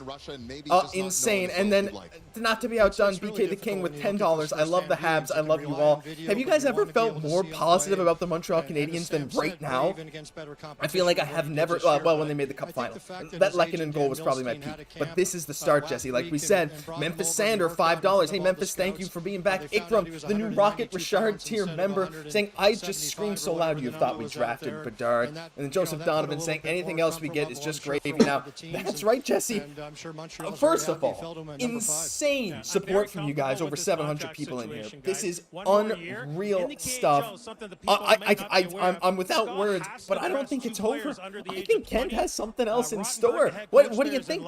Do you think that something else is going to go down within the next few picks here? It very well could. He's already shown those inclinations. He's posturing like there's still more that he wants to be done. It'd be hard to feel like he'd be happy with just moving, there. It seems like he almost wants to go a little bit more. Whether that's kind of, obviously, we see McGroarty a lot. That would be, but obviously, we have to expect the unexpected. There's a lot of players in the NHL. There is so many possibilities here. But, I mean, talk about the love, the support we're getting. Talk about really starting this next era of the Habs, really continuing that next phase of the rebuild. Talk about starting it the right way with just all the support and obviously the community just rallying here. I wanted to show this. They just showed this on screen. Most points a game in MHL history in the draft here. As we get a $50 super chat to follow it up from Denis Ranger. Denis, one of the biggest fans of these live streams. I cannot even believe. Oh, they're interviewing to me. Thank you, Denis. He just says perfect choice. Couldn't have said it any better. Let's take a listen to Ivan.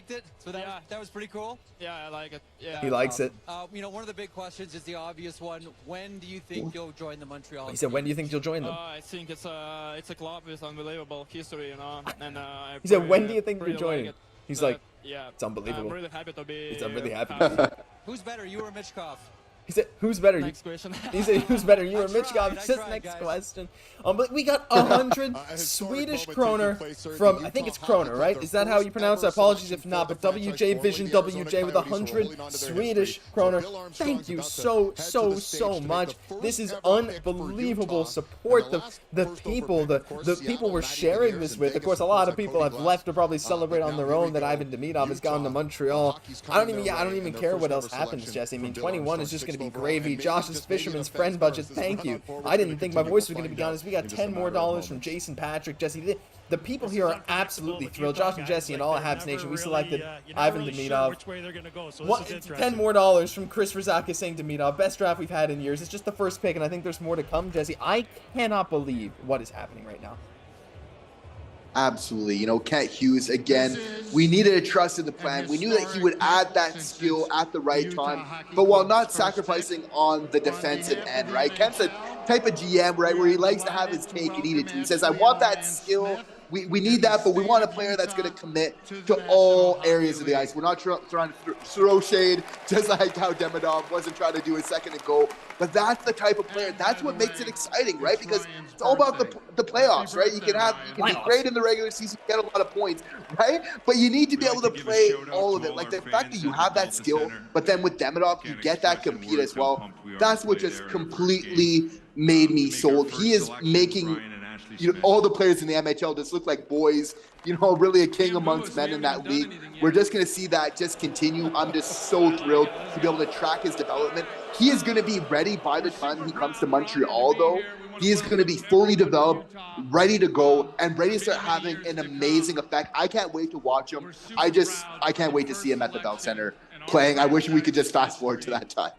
I know, me too. As I'm going to tune into Utah. Xhekaj at 6, Jesse.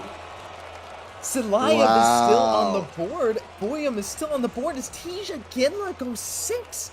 He's higher up than people seem to think. That is unbelievable. And I just wanted to shout out the other people who are leaving super chats. Joseph Donovan with the D.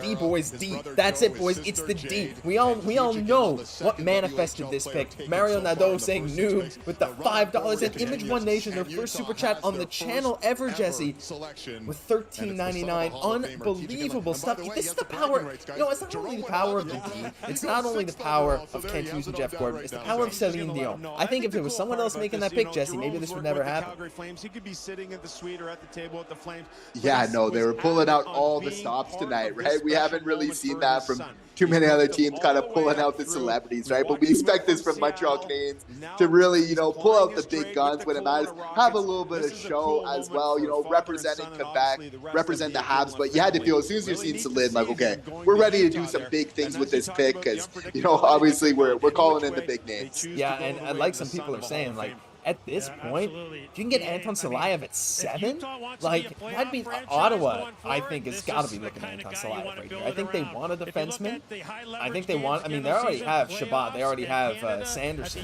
But Shabbat's like, Sanderson's good. But, like, a Demigod from Dan L, another super chat, his first ever on the channel. People are going crazy with the super chats here today, Jesse. People are supporting like I've never seen before.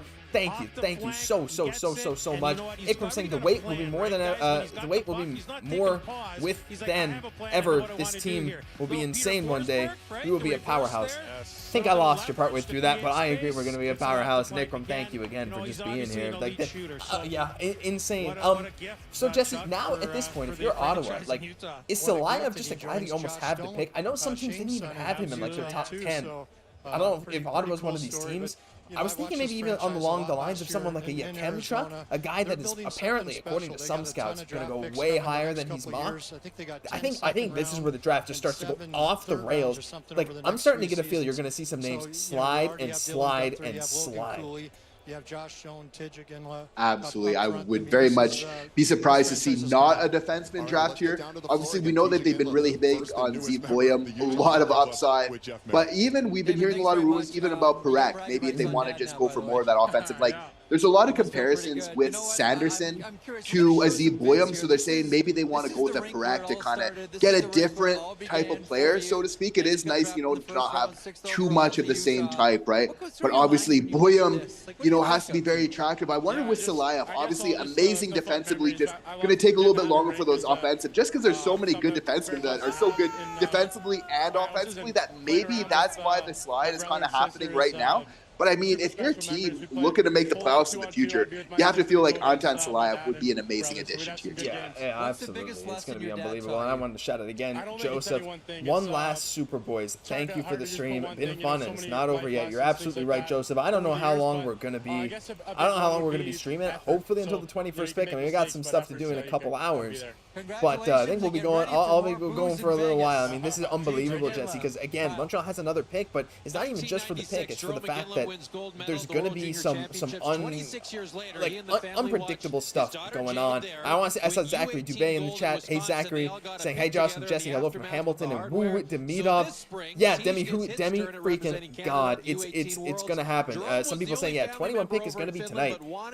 Jesse, do the picks usually speed up after the top 10? I feel like no. I feel like it's the same amount of time between picks from like 1 to 2. And so we might be a while before we see 21, but like I don't think we're going going to be making that pick. I think they're going to package that for something else, or we'll be picking for another team and send it out later. I don't know. Limited opportunities last year in Seattle. Here he is. Definitely. And I think it would be an interesting thing for them to review of after the 10th. You know, obviously that's where the most acclaim is.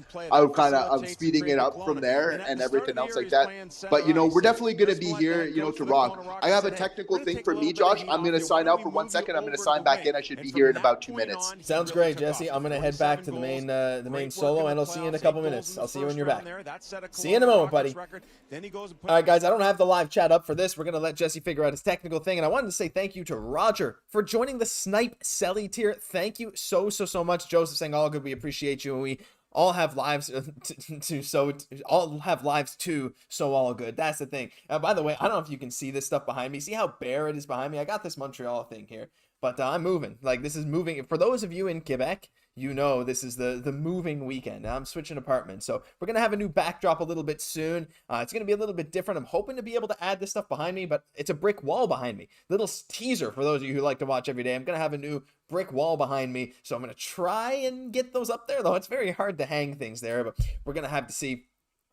Let's see. George saying still haven't been able to upgrade yet. Keep trying. The show is going great, guys. Hey, George, no worries. Maybe Ikram, I think you said you knew how to do it, or if someone knows how to do that, send a message in chat how to upgrade channel membership. I saw a couple people do it, like Denis Rollinger, and hey, and if not, George, again, no worries for us at all. Like, just the fact that you're here sharing this with us is absolutely amazing. Image saying, I love brick walls. Good luck with the move. Well, thank you. Thank you very much, everyone. I think it should be good. I got most of my stuff packed away, so it's not too bad. It's only a 5-minute drive from here, so it's not that far. But, yeah, it's a little bit of a cozier place, a little bit of a cheaper place. It's just a nice little thing. As we're going here to Ottawa, and like I said earlier, I think this has got to be either Salayev or Xhekaj. Xhekaj was my bold pick for Ottawa heading into this draft. I don't know why I felt that, because, well, I know why I felt it, because Corey Pronman kind of mentioned him as one of these guys Ottawa could go for, but oh, wait, they're picking already. Dude, that's okay. He's trying to speak French. It is Carter Yakimchuk. It's Carter Yakimchuk. And there was some people saying that Yakimchuk, guys, had some of the highest upside for any defenseman in the draft. There's some people worried that he's very much a glass cannon on offense, a guy like Yakimchuk, but his shot is unbelievable. Yeah, as they're saying, he's a huge shot right-handed defenseman. He's a big guy. I think he's really, really good. And I see the question, is that a reach? Is that a reach for Ottawa? I actually don't think it is, just for posting. I think this is a good pick, and if you looked at some of the mocks and you were tuned into some of what the insiders were saying, Yakimchuk's one of those guys that was kind of back and forth on a lot of people's boards. He was higher on some, he was lower on some others, but the general consensus was he could hit, right? He could hit, and if he does hit, he's an offensive dynamo with a heavy shot at the point. The worry was kind of a bit of his all-around game, but he's big enough that he's going to be able to fill in those gaps. And as you maybe saw if you're watching it, or maybe not, his one of his people that he likes to look up to is Evan Bouchard, and I think that's actually a very solid comparison for him. I think he can end up being a difference maker, especially offensively at the next level. He was one of those sleeper guys that could have gone anywhere from number 6 at Utah, which is where I saw him in some mocks, all the way down to even in the early teens. But he's one of these guys that is absolutely unreal. So really, really great stuff. Ikram said, I think it's a reach based on what's left on the board. Well, that's a good point. I guess Salayev too. And George said, thanks, Josh. I think you're amazing. Nice and easy to understand. Thank you so much, George. Thank you so much. And we're gonna head back because we got our. Great. All my commands are now not working. 1 second. 1 second, Jesse. I see you there. Check that box. And we're back. You know, so we go to pack here, guys. One of the things yeah, that's I don't really know. I don't know what happened there. fascinating All my is keyboard certain commands are not defensemen working. who like to go on offense, they only And Planko see sending the ice instructions. from Next to channel the name, the strong button is side. show You know what I mean? benefits. Like, When you they click, can't it make moves you plays to a new backhand tab side, where you would see your forehand side, subscription coming time, in and off next the rush RTO side. is Seeing button all kinds of promote. highlights here Cool. where Very he's cool. equally So comfortable. Jesse, His you vision missed it. I is guess you can hear excellent. me pretty It's well. rink Seems wide. all good. He's a You big missed Carter body, Yakimchuk 5 going to fights. Chicago I mean, for or people Chicago, that still like Ottawa that at kind number of thing 7. in He was one of the the game, guys I this thought guy maybe could have is gonna gone, be the but ultimate now warrior, Salayev so at great 8. pickup for them. We That's talked kind about of pregame. crazy. This could be I the think disturber. Seattle This at could be this the point, disturber, and here it is. that And this just possibly seems could be like a the precursor perfect to fit to something me. else from Steve Stales, because remember, they For do have sure, a- but you know, they have Ottawa, a there has been shot, rumors they have a all bunch of along of defensemen. Carter Samson Yakimchuk. right now. Again, right And shot now that they you're need. adding another Good one. Let's defensive, but then down to the again, floor. also And Jeff has Merrick the with the latest offense. stats. So yeah. again, is that why Thanks so much, Salayev Listen, is kind of congratulations. fallen a Do you little have bit? any Is idea that who's what going the to be reason Ottawa? really is, right? But I mean, so many analysts did not see this slide whatsoever. We knew it would be a little bit more unpredictable, but I mean, this is still fairly surprising. Yeah, like Salayev's one of those guys that, again, is going to take a couple of years to really come into his own. That's the big thing with Salayev. So, you're a team like Ottawa who's kind of just coming out of your rebuild. Yakimchuk's a guy that can prove to be much more effective in the short term. Right, he could be very effective as soon as a year or two from now. You never really know. And then you have the other teams just above, like Utah. They could have taken him. They could have taken Salayev. I mean, they're in a very interesting spot, but they weren't that bad last year. They had some big, good stretches.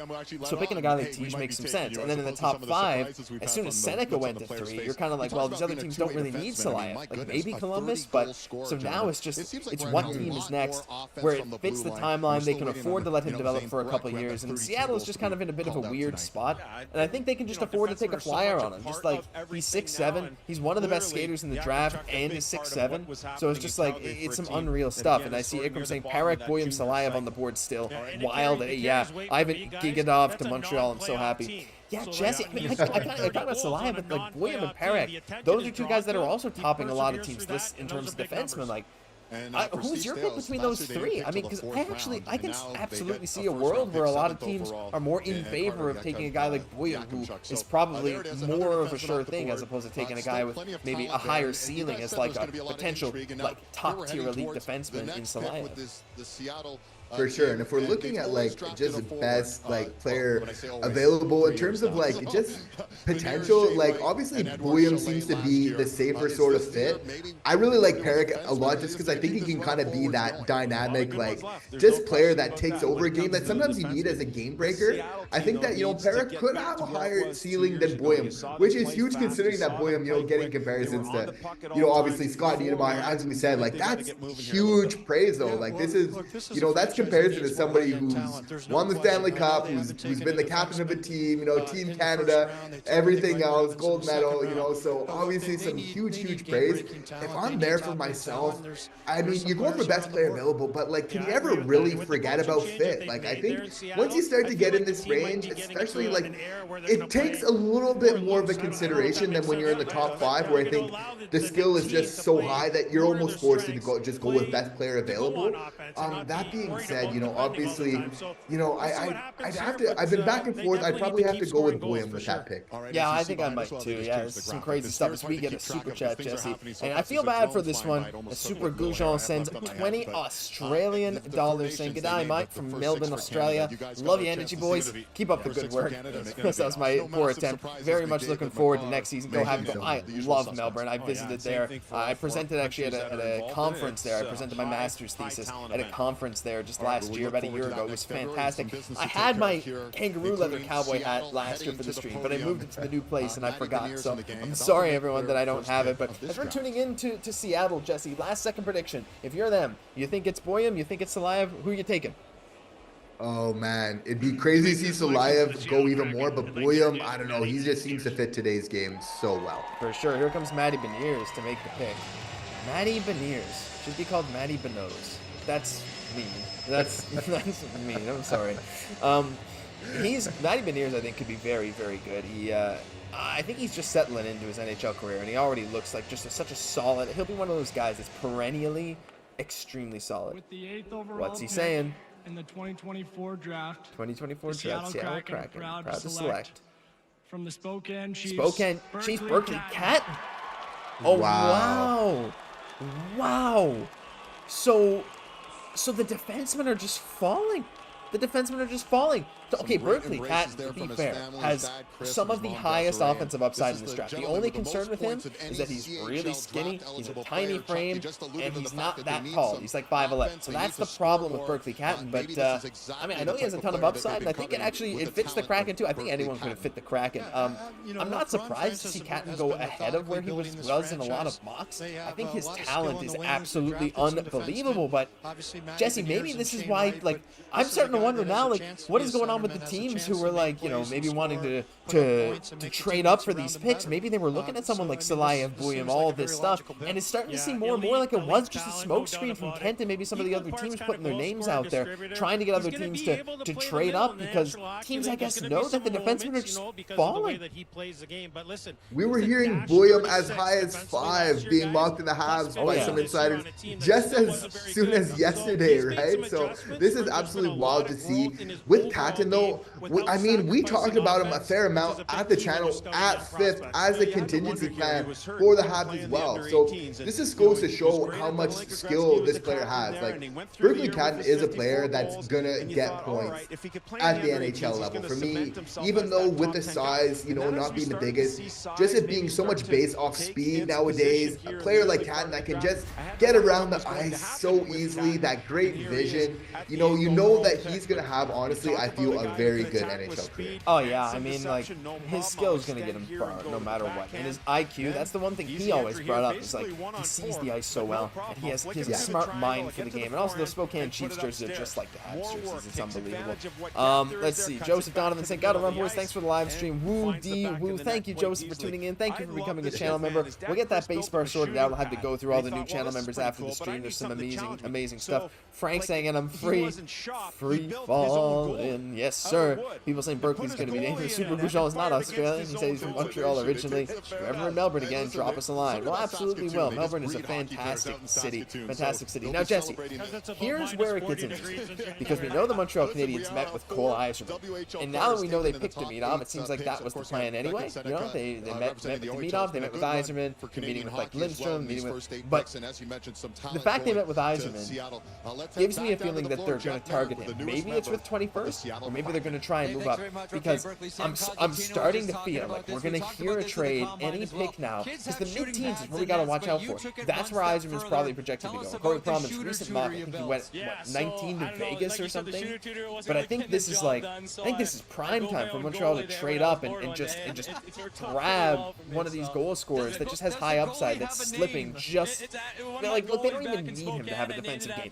If you don't have to use a top 10 pick on him, I feel like you feel a lot better about it. I love it. Congratulations. Yeah, like meeting with Demidov and Lindstrom yesterday obviously made a lot of sense for the Habs, but then meeting with Eiserman, it made you to kind of think what their kind of strategy is going to this draft, and obviously already trading up to get to that 21st, it just lends to that thought even more, right? They don't need to go too much more to get a player that has a lot of upside, right? And that's, for me, it's interesting. I've been trying to balance it out because I like what the player can bring. You know, it's a goal scorers league for sure, but what I also love about the Montreal Canadiens is the culture, right? Like, is he willing to kind of bet on that? Does he? I feel he's only doing that if he feels really comfortable about the young man, about his character and everything else like that. So totally gonna trust in Kent there, but it's still, you have to feel like that is kind of part of his thinking as he decides whether or not to make that trade to potentially move up to get Cole. Yeah, there's so many considerations that go into this, right? It's like, there's so many more than we could even consider. For us, it's so easy to say, well, this plus this equals this. That's good. But no, there's always so much more than that, and I'm so excited to see. Denise saying another good player for the 24th pick. Ikram saying thinking the Habs may try to move for 12 or 13. Wouldn't surprise me.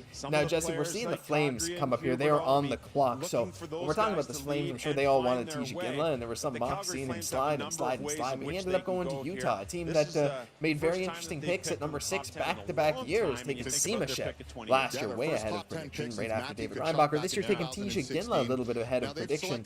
This year, Calgary wanted him, but what do they do now? Who do they take, right? There's still some decent forwards on the board, but like, clearly the best players available are all defensemen. I mean, it's hard to turn down a guy like a Salayev, a guy like a Buyam at this point. So Calgary, they're in a very interesting spot. You know, rumors have it that they're shopping Nazem Kadri right now. They're making trades left and right. They traded Mangiapane for a second-round pick. They're kind of overhauling this team. They still have Huberdeau as Craig Conroy and his team are making their way up to the board. What are your thoughts on Calgary's situation? I know Mark Griffith of our Flames Digest channel. If you guys ever want to talk about the Flames, go check out Flames Digest, because we got channels for a lot of hockey teams.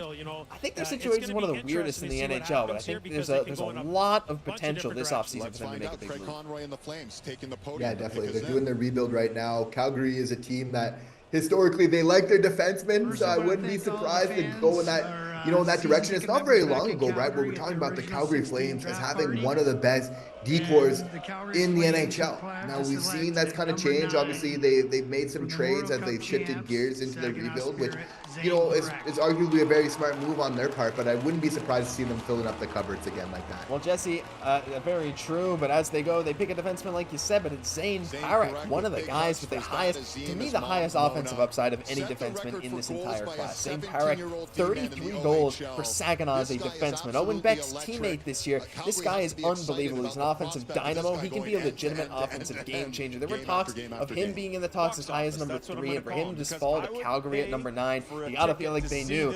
They value this guy really highly. He looks very interesting. I really like St. Parekh. I love that suit.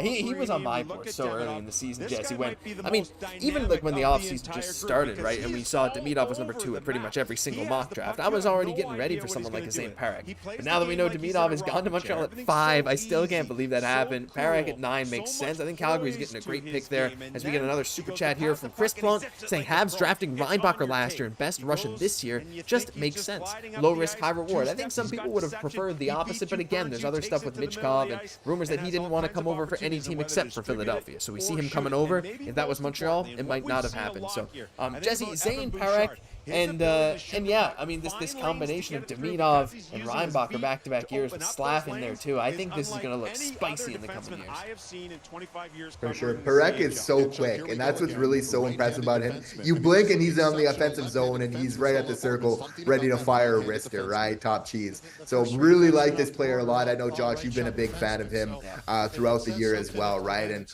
honestly, we see, right, second overall was a right-hand defenseman. Often the first defenseman to go in a draft is that right hand, just as it was last year with the Montreal Canadiens. I feel like Reinbacher is going to be one of those picks where it's going to be like money in the bank, where it's just going to keep getting better and better as the years kind of go on, right? It definitely wasn't the sexy pick, right? But when that's the responsibility of being a leader of the Montreal Canadiens as Hughes, is to do what's best for the team, not what makes you popular or anything else like that. You have to deal with all the moves that he made, with all the work that goes into selecting these players, that he wasn't doing this haphazard on a whim. He really believes in David Reinbacher. Martin St. Louis believes in Reinbacher as well. But again, like a smooth skating guy like Reinbacher, now being able to break out of the zone and make a great first pass, which is one of his skills, to maybe an Demidov, down the wing, right? Coming through the center of the ice. Like, you need all parts of the team to really firing on all cylinders to really be that championship type of team that we're looking to create here. And I see just a lot of young stars all over the ice for the Habs. But I think there could be more, because now, like, you got to think trading up is becoming more and more tempting. Not only that, I think teams are going to be willing to pay a premium price. Like, if Owen was as high on the Habs draft board as they thought, like, did they try and swing a deal right now with New Jersey for the number 10 pick? That this pick that's about to happen was the pick that was probably in the most trade talks leading up into this draft. Now, I don't think the Habs necessarily have the assets that New Jersey is willing to part with the 10th pick for. There were some talks about Marty Natchez happening in a trade for the 10th pick, especially with Boyum now available. That could be really tempting for some teams. But Jesse, the other thing that's coming out of this is San Jose. They traded up for the 11th pick earlier today, and a lot of people are saying it was specifically so they could probably target a defenseman. It's Salayev. Now one of Salayev or Boyum is guaranteed to fall to San Jose at 11. How brilliant is that trade looking now that we see who's going to be available to them? Your son joining the NHL. Absolutely unreal. The fact that they could get Celebrini like a stud offensively and then a very good player defensively. It's all about balance. We see a lot of teams do. It's not just the Montreal Canadiens, right, that like to alternate. It just makes sense. You don't want to invest too heavily on just one side of the puck, right? So, I mean, I see the San Jose Sharks, they're making a lot of moves right now. Mike Greer's definitely been really busy, and we've been seeing some pretty wise moves. Yeah, and I think they're in the right direction. I mean, there was a lot of people questioning whether Mike Greer would work as they show Zane Parekh solving a Rubik's Cube. I used to be able to do that. I can't anymore. But yeah, so like it's an unreal thing for them. Like coming out of this draft, potentially with you're coming out with Celebrini and one of Boyum or Salayev if that's who they go for. Like like that to me, like there's no like the Sharks. The right answer. Oh my gosh, in the next few years, like unreal. Like Will Smith too, like arguably the best player in college. Well, I guess Mac is still bringing on the Hobie Baker, but still Will Smith was one of those guys right up there with him. Like the Sharks are looking like geniuses right now with this draft, no matter who they pick. Like I think it could be very interesting to see what happens now at number 10, but I think the Sharks are going to be the winners of this draft until Kent pulls something out of his hat, because I still think Kent could do something, as we now see the New Jersey Devils walking up, and it seems like they will be making this pick at number 10. You thought big things were on the horizon. Then they go back Gary last Bettman year, shaking have a lot hands. of difficulty getting saves. We'll see. I mean, like, I don't think New Jersey can say the trades to me, and that's the thing. We hear all the rumors about trades getting moved. Sometimes it happens, sometimes it doesn't. Montreal traded up, San Jose traded up, but I think New Jersey, they're more than happy selecting here. Maybe they can trade this out. Like to dedicate today's draft What are they doing? to longtime scout Dirk Graham and his family. Dirk Ramon's family. Dirk spent 30 years. Shout out with to the Dirk organization and Dirk before Ramon's passing away family. in April. Sad to hear he passed away. I'd like to give a shout out to all our great fans Jersey back is in going through Jersey this. at the social. This is going to be base. interesting, because I feel like you're New Jersey. Maybe you're hearing all these calls for number 10, and then you see who's available, and you're just like, I got to make this pick. With this pick, I'd like to introduce Hockey Hall of Famer Martin Brodeur. Oh, it's Marty Brodeur making the pick, Jesse. They're going to go off the board and select the French Canadian. The New Jersey Devils are proud to select Who is it? Torpedo and Yep, it's Salayev. Okay, so the Sharks are going to come out. Oh my gosh, Salayev's a big boy. From Torpedo. So there is our first Fun left-handed fact, Salayev, Bogdan's teammate. You guys all know that if you watch the channel. That's Bogdan Konushkov's teammate. Bogdan Konushkov, Habs prospect, late draft pick. 2 years ago? Last year? I think it was last year. He was a 4th or 5th round pick. But Anton Salayev from Torpedo Nizhny Novgorod. He's one of the best skaters in the draft, and he's 6'7". The upside with this guy is absolutely unbelievable. Anton Salayev is one of those guys that can be an absolute game-breaking defenseman. He's one of those guys that can be one of the best shutdown defensemen in the league. The problem is his offensive upside isn't quite there now. But with his skating, Jesse, like when you can skate, you can learn your touch a little bit more. If you're 6'7" and mobile, that is extremely rare in and of itself. You're already a good shutdown defender.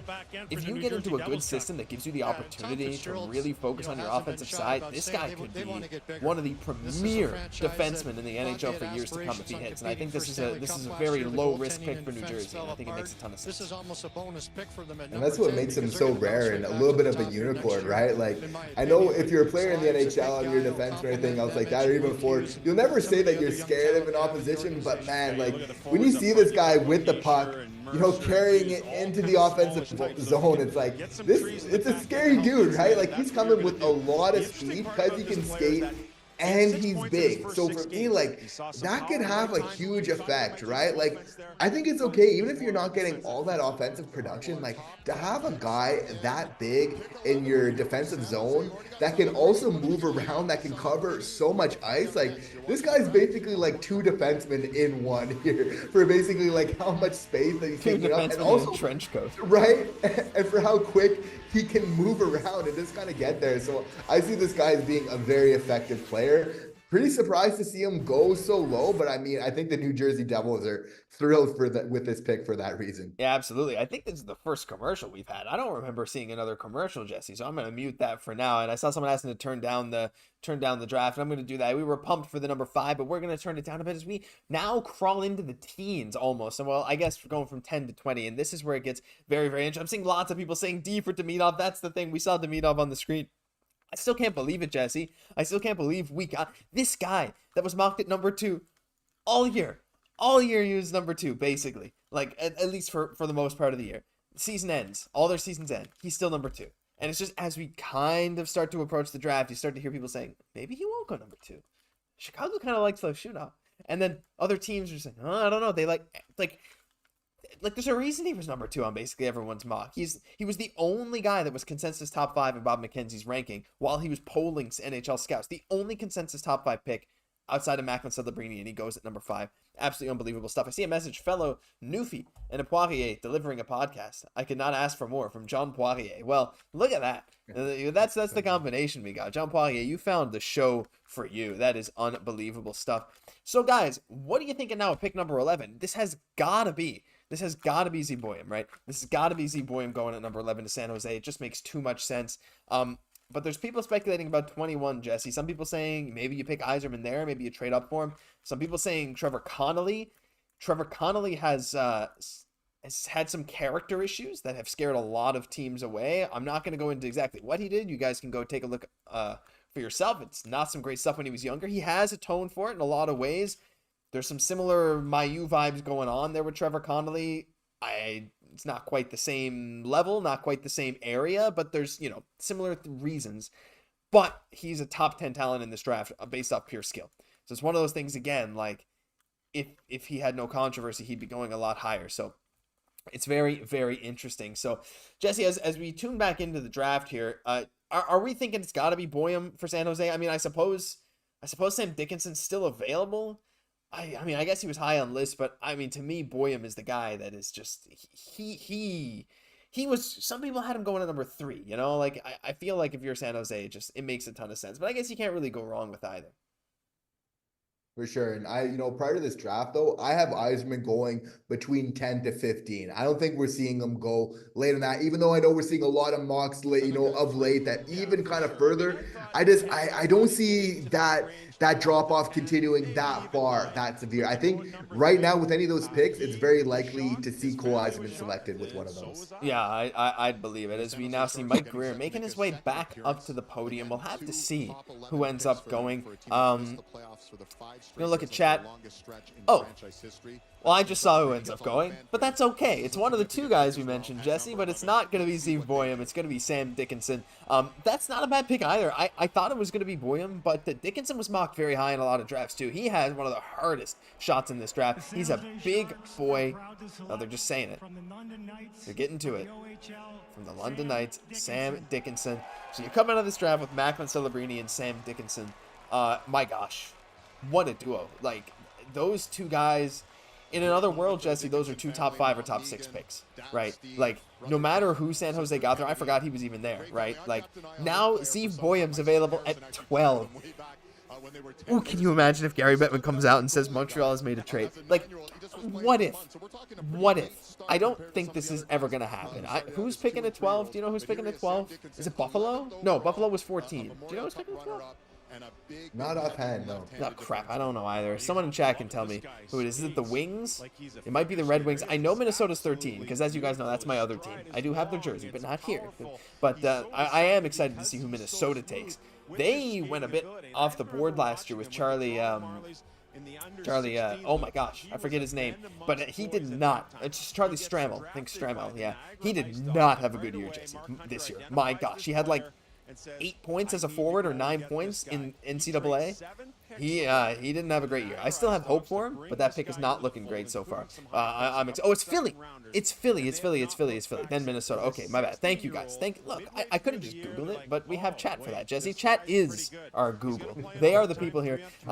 But guys, we still got 572 people. Yeah, obviously we lost like a good amount of people during that Demidov thing, but how hyped are you for Montreal so far this draft? What are your thoughts on number 21? I want you to tell me in the chat. I want you to say P if you think the Habs are going to pick at 21, or T if you think it's going to get traded before we get there. I want to see that right now in chat. I'm going to type that. P for pick, T for trading, 21st pick. Let me know. Let me know when I made a typo. It doesn't matter. Tony! Hey guys, well, we got the prospect with the most potential. Can't complain. Tony, welcome. Tony, you are a longtime channel member. Thank you so much for stopping by. Oh, we got a lot of people saying TJ. Oh, we're getting some more P's in here, Jesse. I don't know. What are your thoughts? Are we going to see a pick at 21, or are we going to see the Habs make a move before that pick comes along? What would be best, I would argue, for the Habs is to trade that player, just because we're looking to start getting a little bit more competitive and starting to add players that can really start having an impact right now. So I think that that's the preferred plan for Kent. I think that they're working on that right now to see what's available, to see what makes sense. But there's some interesting players that are still available in Boyum, in Yzerman there. So you have to feel like, does that maybe make Kent Hughes to want to shift and maybe go for more of that type of player? Like, I know we had some comparisons earlier between Boyum and Hudson. Obviously, Boyum's bigger, but like the way that they carry the puck, there's similarities there, definitely in their games, which is very exciting to see. I think it translates so well to today's game where you really, Montreal could use a little bit more defensemen really carrying that puck up. We see that, Matheson's able to do it. Hudson's going to be able, but obviously we need just a little bit more of that. We're getting a lot of offense from our decor kind of last year and everything else, but man, it's going to be really interesting. I'm so surprised. Like, I know, Josh, you were really big on Z Boyum here. I don't know, like, for you, does it make more sense for you for them to trade or for them to make that pick? Oh man, that I think when you have that kind of talent available, like, it's always a risk when you trade someone like that, no matter what, right? Like, I think you just pick now and you can always trade later. Like, I don't think there's any rush to trade when that kind of value is available. You know what I'm saying? Like, I would take it. I would take it 100 times because it's not often you can get that kind of player. Am I off base? Is that kind of what you're feeling? No, honestly, I hear you. And what might be an interesting player for them if they are staying at that 21 pick? Again, we talked about on the channel is Michael Hage, right? Like, this is a player that, again, like, when I look at this player, kind of similar to Connolly in a lot of ways in terms of just having a lot of skill, a lot of mobility, right? Which is something that GMs look for the most. If you want a player that you think can project in the next level, one of the most important things nowadays is skating, right? If you can skate really good, you're big, that helps a lot, right? Because we know most guys, they can shoot, everything else like that, but it's really the skating, getting there, being able to get those opportunities, right? That's what separates a lot of players that want to make it to the NHL, that work so hard for this very day that we're witnessing right now. Absolutely. You know what? You're right. I think there's value.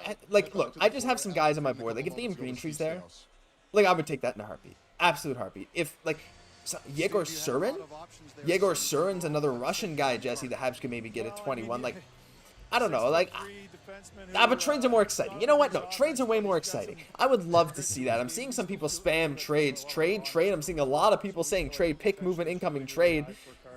I'm just waiting to see if Gary Bettman's walking to the stage and I missed something here. But no, this is some unbelievable stuff. I would love to see a trade up, personally. But at the same time, like I said, it depends on the value that you can get there. Like, it's so hard for me to say, because if the Habs see a guy that they had in, like, their top 12, something's going on here. They're on the phone, now they're just off the phone. And it looks like we could have some movement. Danny Briere. Now we're talking. Oh, here we go. The time is up. He's on the phone. Something's going on, boys. I'm turning this up. Oh boy, I'm covering the chat. So something's happening. So Philadelphia's on the phone. I don't necessarily think this is Montreal. What is going on? So there's something happening here. So I think a lot of people in chat are a bit ahead of us, Jesse. So I'm going to try and cover it. I'm going to try and cover it and not look, as we see a San Jose there. Sam Dickinson and Macklin celebrating. Okay, there's got to be something. There's got to be something. I'm going to not look at the chat. I'm going to not look at the chat. Danny Briere's on the phone. Here's the thing. If your time runs out, I feel like you can't just be on the phone. Like, I feel like Danny, you got to do something. You can't just be on the phone all night. Like, we have time limits for a reason. People have lives. People have to go to bed. It's 8:30 Eastern time. I know it's only whatever 6:30 in Las Vegas, but come on, people got things to do. I'm covering the chat. I'm not. Oh, Kent on phone too. Come on, Kent, cook for us. Yeah, you know what? We're gonna manifest this. We're gonna manifest some cooking. Someone cooked here. Oh, Jesse, can you imagine? Wow. Plus a second round pick. What is Danny doing? And John Xhekaj said, well, we need to see if our So, players I mean, available there's to the... let them before- oh no, my stream just buffered. My stream just froze. Sorry, fellas. Sorry, everyone. The audio's gone. Come on. Maybe I'll be caught up a little bit more now. Please work. There we go. We're still probably looking at 3 or 4, maybe 5 names that we have a lot of value in, depending on where it's we're back. going, right? So, the second thing you're like, seeing there, here's the thing. There's a time limit for a reason. There's like you know, you have a deadline. You're like, guys, we're on TV. You have to get this done. Danny Briere's like, bro, hold on. Hold my phone. Yeah, hold my phone. He's like Habs legend Danny Briere. I love Danny Briere. Amazing player. Definitely more known for other teams, but still love it. But Yeah, like, no legend. I mean, they're not even standing up. They got someone walking over to Danny, and he looks like clueless. He's like, What is going on? He's like, oh, shit, wait, it's our pick? Oh no! Like, you know what would have been hilarious? You know, there's contracts signed. So my guess is the trade went through and it's official. Okay, I just got it spoiled on my phone, so we're gonna hear it. It's nothing crazy, but I'm happy about it. I'm happy about it. You can guess at what it is. We'll see what happens, but I hope this is translating at home. The sphere, it's just wild to see these wait, massive screens. Based on, okay, I really like this trade, Jesse. Spoiler, it doesn't have to do with the Habs. But if they take who I think, if what I think is going to happen happens, I will be so happy. I will be so happy. I know this is a Habs stream, but I will be very happy. Can you guess what's happening? Is it something involving the Minnesota Wild? Yes, they traded. Minnesota has traded up from 13 to number 12, and they just gave a third-round pick as well to Philadelphia. So Philadelphia moves down to 13. Minnesota comes up to number 12. As we all know, Brock Faber, who could have won Rookie of the Year. I understand why Connor Bedard won, but Brock Faber, literally one of the best young defensemen in the NHL. This kid is going to be a superstar. But they don't have a good left defense right now. They don't have much depth down the left side. This is Zeev Boyum. It has to be. This has to be Minnesota trading up to take Zeev Boyum. And if that happens, I will be unbelievably happy. You have Marco Rossi, Matt Boldy, Kirill Kaprizov up front. You have so much talent. And then you trade for Zeev Boyum to go in your back end with Brock Faber. This has to happen. Minnesota probably had, they were probably like, there's no world this happens. This has to be it. It has to be Zeev Boyum. Oh, please don't tell me they get another 5 minutes. All right. Gosh, this may be your day though, right? Yeah. Demidov at 5th to the Habs. Are you maybe getting your boy Boyum? Oh man, right? No, this would be so good. I know it's just a one spot, but there's a bit of drama, and now Minnesota's on the clock, and Bill Guerin is just looking sleepy, though he's smiling. But my gosh, you've got to be thrilled. I mean, this has to be Z Boyum. There's a reason they traded up from 13 to 12. Like, you do that when someone that you thought wasn't going to be there is there.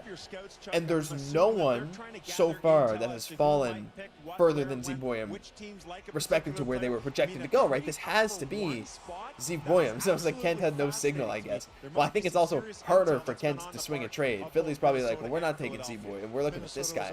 Minnesota's like, I want Zeev. You want to just trade and we'll give you a 3rd-round pick? And they're like, yeah, sure.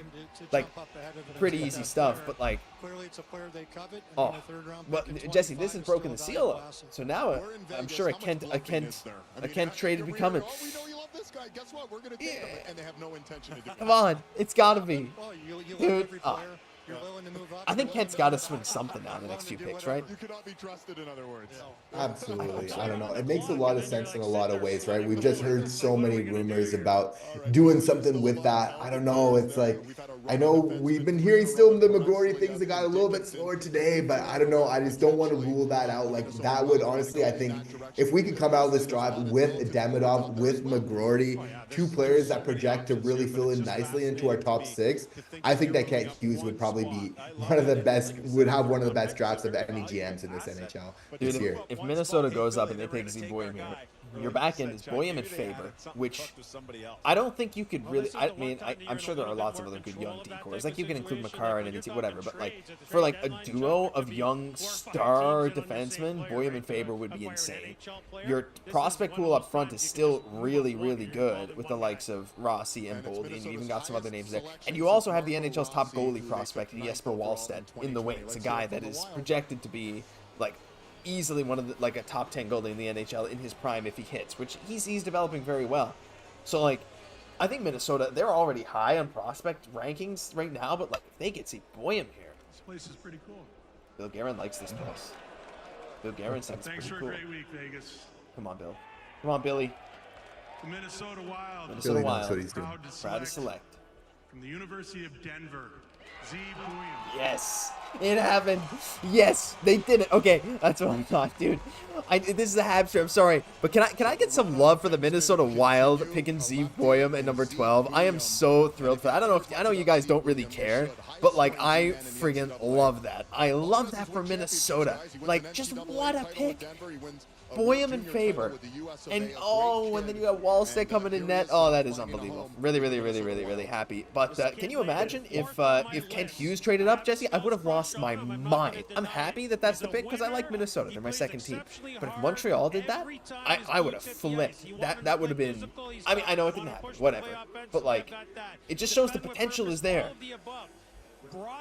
Absolutely. And don't worry, guys, Josh isn't putting on the Wild jersey here today and everything else like that. But no, you have to honestly, when you have that potential, like the drop off from Boyum here, like I wonder what kind of contributed to that, because I mean it goes so far against everything we're seeing. We thought there would be a good run of defensemen there kind of early on, right? But they are getting just a phenomenal player, you know, somebody that skates like the wind. You know, for me it seems like, you know, a really safe pick in a lot of ways, not just defensively but like obviously offensively as well. A little bit more of a playmaker, you know, than that big goal scorer, but at the same time like somebody who has such an amazing effect on your team.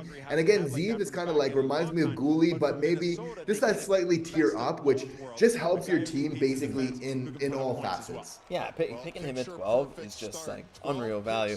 I see someone saying Finley just showed their hands that they don't need the pick. Montreal should trade for it and give Reinbacher. I don't know about that. I don't know about that as we head back to commercial. I'm just waiting to get to 21 because this is the time of the draft where it starts to drag on. But we still got 550 people, and I'm so happy that we have all of you in here. George says, congratulations to you, Josh and Minnesota. Well, thank you very much. This is some great stuff here now, Jesse. Like, we're getting into the thick of it. This is where Kent can make some moves. I know people were saying, like, Montreal has been all around the trade rumors all day. I think I still probably can... No, my hockeys just straight up aren't working. But if I do this, will these work? No, hockeys are literally just not working. So we're not going to try it. But again, Flames started to trade up. Well, here's the thing. The Flames ended up taking... oh my gosh, I'm already forgetting who the Flames ended. It was Zane Parik. So the Flames took Zane Parik. The fact that they were willing to trade it to number 5, to me, tells me that Parik was on their board. Or maybe Tige. Maybe they knew that Tige was going to end up going... Oh, right. Jesse, there's another guy we forgot about. And that's Konsta Helenius is still here. And that guy, Konsta Helenius, like, pure... He's not the biggest. And he's not a guy who is, like, super electric. But he is so brilliant, and he is so effective. He's that kind of guy that just controls the game every single time the puck is on his stick. That's another potential sneaky pick for a team here. Like, Philly needs centers. They need to trade for centers. I think it'd actually be maybe a shock if they didn't pick on Helenius here. I forgot about him. I think he's a real good value pick now that we're getting almost into the teens.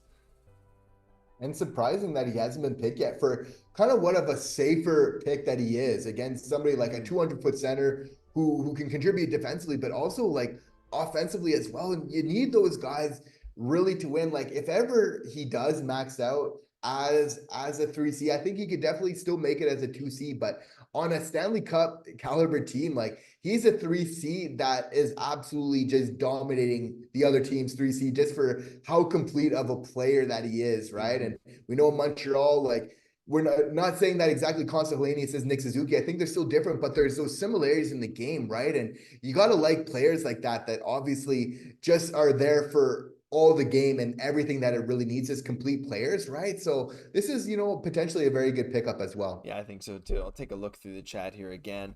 Hope we don't end up regretting taking Demidov. There were lots of talented players still on the board. That's the thing. There were lots of talented players, but Demidov, I think, is the most talented. There's a reason he was up there at number 2, basically the whole season, right? There's a reason a lot of the scouts had him as the second best player in this draft. Yeah, the concerns started to come out later and later and later as you go down the list, and it's like, well, it's more that the other guys shoot up. You always have late risers, but that guy, Demidov, was there the whole time. They were talking to the Habs all year. It just makes so much sense. I don't think we'll regret it. I think it's very possible. If Helenius is still available at 21, there's no way. One interesting name that could be there is Michael Bronseg Nygaard, and I think he could be the Norwegian guy, Jesse. And there's a potential for 2 Norwegian guys to be picked in the first round this year. That has never happened. I don't even think they've ever even had a first round pick. I think one of, if not the only active player from Norway is Matt Zuccarello, who I love. Denis Ranger says, please think positive. Tony says, nice, David. What did David say? David said, I'm in Ireland. I went to see Jane's Addiction live, had pints and whiskey, got stoned, saw friends, then jumped on a bus and watched the Habs select Demidov. Well, David, what a night for you, bye. That is unreal stuff right there. And then we got Ikram coming in. All of a sudden, the rebuild really starts to come together. I think it could get even crazier, Jesse. Again, if all it takes is one phone call from Kent Hughes, and this rebuild gets even crazier. And, you know, the 21st pick is not that far away. So teams are now starting to think, like, from the 21st to here is still a pretty significant jump, but that whole kind of first group of prospects minus Helenius is kind of gone, right? Like that whole kind of consensus top 10. I know we're only a pick 13, but all those guys are gone. Like, except for Helenius. Like, the guys that we would always see in the top 10 list, except for him, are gone. Seneca and Yakimchuk were kind of guys that would sneak up the back in some lists. You got a bunch of stuff, but Eric Engel said this draft is epic. So I'm wondering if something else is happening here. Maybe not. Maybe it's just, Jay's Digest. Is a trade on the table? Hey, Jay's Digest. I assume that's Nick or Peter. That's probably Nick. A trade is absolutely on the table for the Montreal Canadiens. As a matter of fact, a trade's been on the table all day, and they did make a trade. They traded up from 26th to 21st. Philadelphia just made a trade. They traded down from 12 to 13 so that Minnesota could take Zeev Boyum, and I am thrilled about that, let me tell you. Oh, it's Peter. Oh, right, because Peter, you're a Habs fan. I didn't know if it was Nick. I didn't figure you'd be in here. Well, hey, Peter. How you doing? Peter is in Montreal, guys. Peter hosted Jay's Digest. Worked for TSN 690. Now is working for a different company. Shout out to you, Peter. Thank you for stopping by. Really appreciate you being in here and sharing this with us here. This is amazing. I think they make a trade. Peter, what do you think? What do you think? Are the Habs trading up from 21? Are they trading for a player? I want to get your vibe there. You probably got a little bit of a better feel on the situation than we do. Michael Buffer is making this announcement for the Flyers, Jesse. What? Wow. Dude, what? Holy crap. Oh, Peter, you got some fans in here. Jason Patrick saying, what's up, Peter? Kikuchi's dealing, huh? George Mayer says, hi, Jesse. I've never seen your smile so much. I'm doing the same here at home. I've got permagrin. You got it. Jesse, your smile's infectious, man. I'm a happy man. What can I say? I'm thinking of our top 6 of the future now, right? Like, we got Slav, we got Cole, we got Nick, we got Kirby. Now we got Demidov. You know, I think those 5 players are really locks for our top 6 kind of going forward. I don't think you want to take any of their spots away, right? Now, the question for the Habs kind of going forward is, like, Kirby can still play wing. I don't mind bringing in a 2C guy, even though Kirby probably would be worth the experiment of having him at center for what he could potentially bring. Maybe you don't want to just discount that right away, which maybe might stop you from a McGroarty trade where you think that's kind of naturally where he would slide in. But, I mean, Kirby would still be very good on the wing. We've seen that before with Suzuki, with Cole, right? So, Josh, like, for you, what are you thinking of our top 6? Do you think that we have what we need to kind of complete our top 6, or do you think that Kent's going to do something this offseason, to kind of add to those 5 players that I just listed? I think he's going to try and bolster. I don't see any reason not to, because Jet Luchenko goes to Philadelphia. That's I didn't expect that at all. Attaboy Jet, nice pick right there. And as Peter says that he feels like Hughes is cooking something. He always got that smile on his face. Speaking of Hughes cooking, Jesse, I'm gonna answer your question. Someone cooked I think he's absolutely gonna try and bolster it because, like, I understand, like, this team looks amazing. The top 3, the first line is absolutely unbelievable. And then, of course, you have Demidov coming over. You have Dach, and you have Newhook. But it's like, and you have maybe you got, like, what? But, like, having a full top 6 full of elite players is something that is extremely valuable. So, they just, like, now, to me, Dach looked like, I mean, it was a small sample size, but he looked like one of the Habs' best players. It's gonna depend on how he looks this year. I think Caufield's gonna be better. I think everyone on the Habs is gonna be better. I think Dach is going to be a 60-70 point player if all pans out. Demidov comes in the year after these guys have had another year to develop. You add a good winger that's between 25-26 that's going to be under contract for a while, I think you're set. I think Kent is absolutely going to go out and try and make a big swing for that. I don't think that's ridiculous at all. And do you feel like that Martin Nietzsche kind of fits that bill for you? I think he does. I think, I think top 6 guy. Because, like, with the way it's built right now, there's no pressure on him to be your top line guy. And I think that's where he'd thrive the most, right? You play on a line with Dach and Demidov, you're going to get fed goals. Goals after goals after goals after goals if you're Martin Nietzsche. And I see Peter from Jay's Digest saying, when Sportsnet was talking about the future forwards of the Ducks, Xhekaj was not mentioned. Maybe. Now, look, he's another guy, and I know.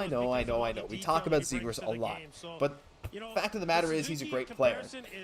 It all depends on if the locker room problems are there. And if there are locker room problems, Kent's not going to trade for him.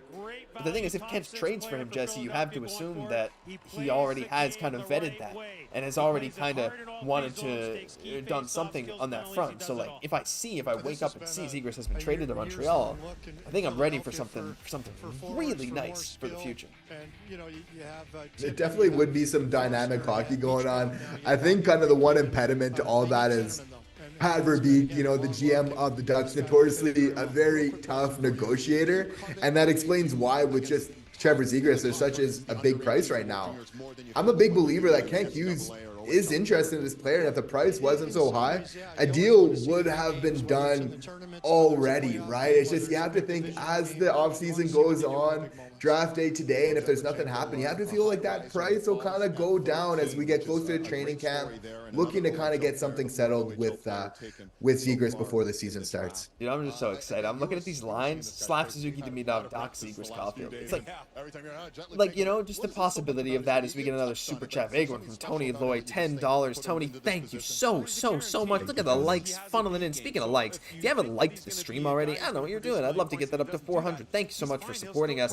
He said, yeah, like Spike. I don't actually have that. My animations don't work anyway, but whatever. We got the guy I think most of us wanted. I'm pleasantly surprised that Demidov was still on the board at 5. This has worked out nicely so far. Oh, heck yeah, it has. This has worked out phenomenally, and I don't think we're done yet. George, yep, that's exactly what they did earlier. George, thank you for letting the fans know. Maybe didn't catch that, right? Because that's the thing. 21's a big pick. Some people talking about Green Tree, some people talking about Trevor Connolly. It's interesting. $2 from Gregory Debo saying, let's trade the 21st and Primeau for Askarov. I think Nashville's going to be asking for a little bit more than that, Jesse. But if that's the price for Askarov, I think you call that in, you say, okay, you hang up and you run to the podium to announce that trade. For sure, right? It's so surprising that they actually ended up signing Saros over Askarov. We saw it seemed like for sure that, that Yaroslav Askarov was the heir apparent there, right? So very, very interesting for them. They feel like they're maybe not so far away. So I feel like with the move of signing Saros is saying, okay, we still want to be competitive. We feel like we can take a deeper run in the playoffs than what we did, right? Because obviously with goaltending, it takes a while, right? But you have to feel like just with these young players, how that is of such interest to Kent Hughes, that he's going to be interested about a young potential star goalie like Askarov. Yeah, absolutely. If it's possible, we go for it. We get another big super chat from Jeff Bailey. Thank you so much, Jeff, for $20. No message, just sending $20. Well, thank you so much. If you want to send anything, we will answer your question, answer your message. We really appreciate that and the love that everyone has shown. Leave some likes on these messages, guys. Thank you so much. George saying, would you rather have Xhekaj or Nietzsche? I want Nietzsche. I think I like Nietzsche more. I think Xhekaj is flashier. He'd be more of a fan favorite. I think Nietzsche is. He kind of gets that bill as like a soft forward, but I think Nietzsche has untapped potential that could really thrive in Montreal. Jesse, like you put him on a line with some playmakers that is on a line that's designed to move fast and sail into the offensive zone. Like to me, that's the perfect match for a guy like Nietzsche. For sure, he's just getting into his prime physically right now. He's gonna get more of an offensive role. Like for me, like all the writing on the wall is like for the next team that he goes to, and again, my big question was about him. How would he do in the playoffs? Yeah, I thought for the large part when I was watching Carolina play, he played very well. In fact, he was one of their drivers, right? But it's interesting to see, like, even with Carolina right now, is like, are they going to get rid of Natchez or are they going to get rid of Teravainen? Because it seemed like Natchez for sure was just like a foregone conclusion. But now it's not so obvious. And Teravainen, is an interesting player as well, right? He's put up some very good numbers of late as well. So it's just interesting to see how this is all developing. Yeah, who knows? Like, because there have been talks of them keeping Natchez, there's been talks of Teravainen staying or gone. As we got Jordan Rocket Richard to remember. My gosh, still can't thank you and Ikram enough for doing that today. Hey, you two might get to both be in a video chat someday. It is what it is. And again, DM us on Twitter. I think I saw someone with the last name Sailor follow us on Twitter. I don't know if that was you, Jordan, but and Ikram, same for you. If you can follow us on Twitter, I think you should be able to send us a DM. I'm not totally sure. If not, I might have to follow you back. But yeah, let us know and we'll get in contact there for sure. People talking to Demidov and Jesse. It is Konsta Helenius going to Buffalo at 14. To me, this is an incredible value pick. My gosh, they all look so similar. They're all so blonde. But yeah, Konsta Helenius, just a great pick. I think I don't have a ton to say about Konsta Helenius because I think like people kind of know what he is, and I think people know his ceiling is not insanely high, but he's a guy that's going to control the game no matter what. Like, I think there's a world where he ends up being a first line center. I think he projects more as a very good second or third line center who can just control everything, and is one of those guys that you're like, my gosh, I never want to leave. I never want to not have him on my team. You know, one of those guys that maybe gets slept on. But I think he has all the talent in the world, all the IQ and skill in the world. I think he's going to be a great fit for that team. Yeah, a couple of good picks in recent years. Last year was Zach Benson from Buffalo Sabres. I was a big fan of that pick as well. But as you mentioned, Josh, like sometimes when you excel in one part of the game, especially, it kind of, you know, makes up for the other part. Like with him being so good defensively, that can sometimes get him into a role as a 2C where maybe otherwise he wouldn't have, right? Because might not be scoring, but you're able to shut down the other team as much while still being able to contribute offensively. He does have that skill there. Obviously, you know, is huge to see. If we even look like at Barkov's number, the reigning Selke champion, like he's not lighting the lamp in terms of just pure goal scoring, right? But there's a reason why he's so valuable. It's that really that complete game, right? And we no better example than this year's playoffs of how a player like Konsta Helenius or Barkov can be so important for a team. Absolutely, and I just found you on Twitter, Ikram, and I just followed you back. And there we go. So I should have followed you back, Jordan. I should have followed you back, Ikram. So sometime in the future, we'll coordinate a nice little video chat for you guys and us. I'm super excited to get that done. It'll be the first time this happens on the channel. Unbelievable stuff. Thank you both so much, you guys. This is going to be unbelievable. I've seen some people saying Yzerman calling Yzerman. Yzerman takes Yzerman. I think that would be pretty funny if it happened. As we cut back to commercials, so we're going to mute that. We're not giving any free advertising. And we got Gregory Debo. Gregory Debo coming, or Debu, whatever. Beck is highly comparable to the Buffalo pick. I think they're very similar in styles. I definitely agree. I think Beck is maybe more so defense. I mean, they're similar in the sense that they're like, you know, lower ceilings, but guys that you always want to have on your team. Centers who are always going to be able to control the game and be effective. I think Beck's strengths lie a bit more in face. Now, Helenius is still good on faceoffs. Quite good, actually. But I think Beck's strengths lay more on the defensive end and the faceoff dot, while still being very good offensively, as we saw with Saginaw. But I think Helenius has that inherent ability, much better than Beck, to control the offensive zone, to control his teammates, to make the perfect plays, perfect passes. Beck is good at it, but I think Helenius is better. But I don't totally mind that comparison, Jesse. I think Beck is a sort of a scaled down version of Helenius in a way. It's so true. It's a solid point. And we see that's why Owen Beck, for many of the reasons you listed, is going to be so important for the Montreal Canadiens, right? In terms of getting that puck possession, winning those draws, that's where it starts. You can have the best team in the world, but if you're always kind of chasing the play, right, it's so hard to win. You know, Josh, I wonder if you remember back in the day, like the Detroit Red Wings, where they really had that strategy of puck possession, of holding on to the puck as much as possible. They would win those draws, and it was a strategy that just worked so well for them for so long. That's why players like Owen Beck are always going to be popular in the NHL. You really need that so much from your center. It's the most important position, but then to then get that puck where you're always kind of dictating the play and really initiating the play the majority of the time, which is what we're going to get from Owen Beck when he's playing for the Montreal Canadiens. I mean, that's huge overall for your team. Yeah, like you're very right. And like those kind of guys, because they can, especially if they're like your second or third line center, they can grind the other team down. Like what kind of second or third line wants to go out there, be on the defensive end, be on their heels for 2 minutes straight? Like that's the kind of thing you get not only from a grinder fourth line, but through a puck controlling second or third line. I think it can work really well. As we get Barry Crawford upgraded to hat trick tier membership. My goodness, we got to add a lot of people to the base bar of these videos, Jesse. Unbelievable stuff. Thank you so much, Barry. I really, really appreciate that. Actually, I'm going to play this again because for some reason it's muted. And we got to leave it unmuted so you can hear the sound effect. Awesome stuff. Tony said he has the ability apparently. Oh yeah, Peter must have sent another message. Will Demidov be the best forward of this century for the Canadiens? I'm saying it's going to be Slafkovsky. I still think that guy, just pure overall effect on the game. Yeah, I think offensively, it's very possible that you get... Oh, Jesse, I'm going to stop that there. Sorry, Peter, for interrupting that. I'm going to let this loop.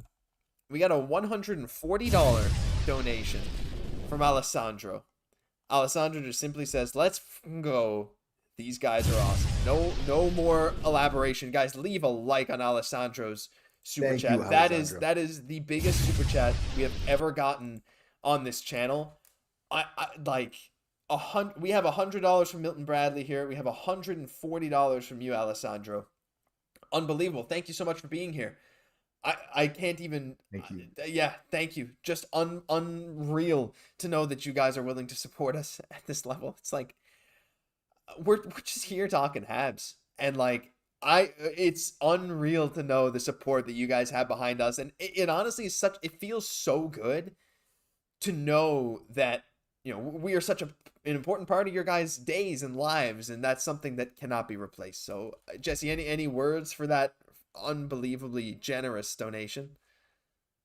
Wow, you know, we just appreciate the support so more, and we see it's just increasing all the time, and in all the different ways that it comes in. We honestly appreciate it so much, but like we see the kind words in the videos, you know, every day and everything else like that, and we can't tell you just how much we appreciate it, right? It really means so much to us, and we're being able to grow together this channel as the Montreal Canadiens are taking that next step, and it's exciting time, right? And I think it only makes sense to have a growing community to really show the love to this team that it really deserves. It makes sense that it's really just growing so much. So we honestly just appreciate this opportunity so much, you know, and we also appreciate like the viewpoints from our fans and our viewers so much, because that's why we feel lucky. We're not only doing a hockey channel, but we're doing a hockey channel for the smartest hockey fans in the world, you know, with such great viewpoints. Like, we can't tell you what an honor that is, right? Because we hear your takes, we see your different opinions on different things, and you know, all the time Josh and I talk about it, like, man, what incredibly smart fans do we have, right? And that's what just makes it such a privilege, right? That you guys know the game and that we're able to share, you know, our love of it with you. Yeah, it's unreal. Like Abraham said, almost 600 people still. We're in the middle of the first round. There hasn't been any Habs activity, and we got almost 600 people in here. Unbelievable stuff. And I got to follow it up, Jesse. Not to be outdone, we got another super chat from George. George, been one of, if not the most loyal fan of the channel. And George said, I'm having so much fun tonight. I've had a rough time, but I can always count on you guys and the whole family. Thanks, everyone. Go Habs, go. You know, George, yeah, sometimes people, thank you so much, George.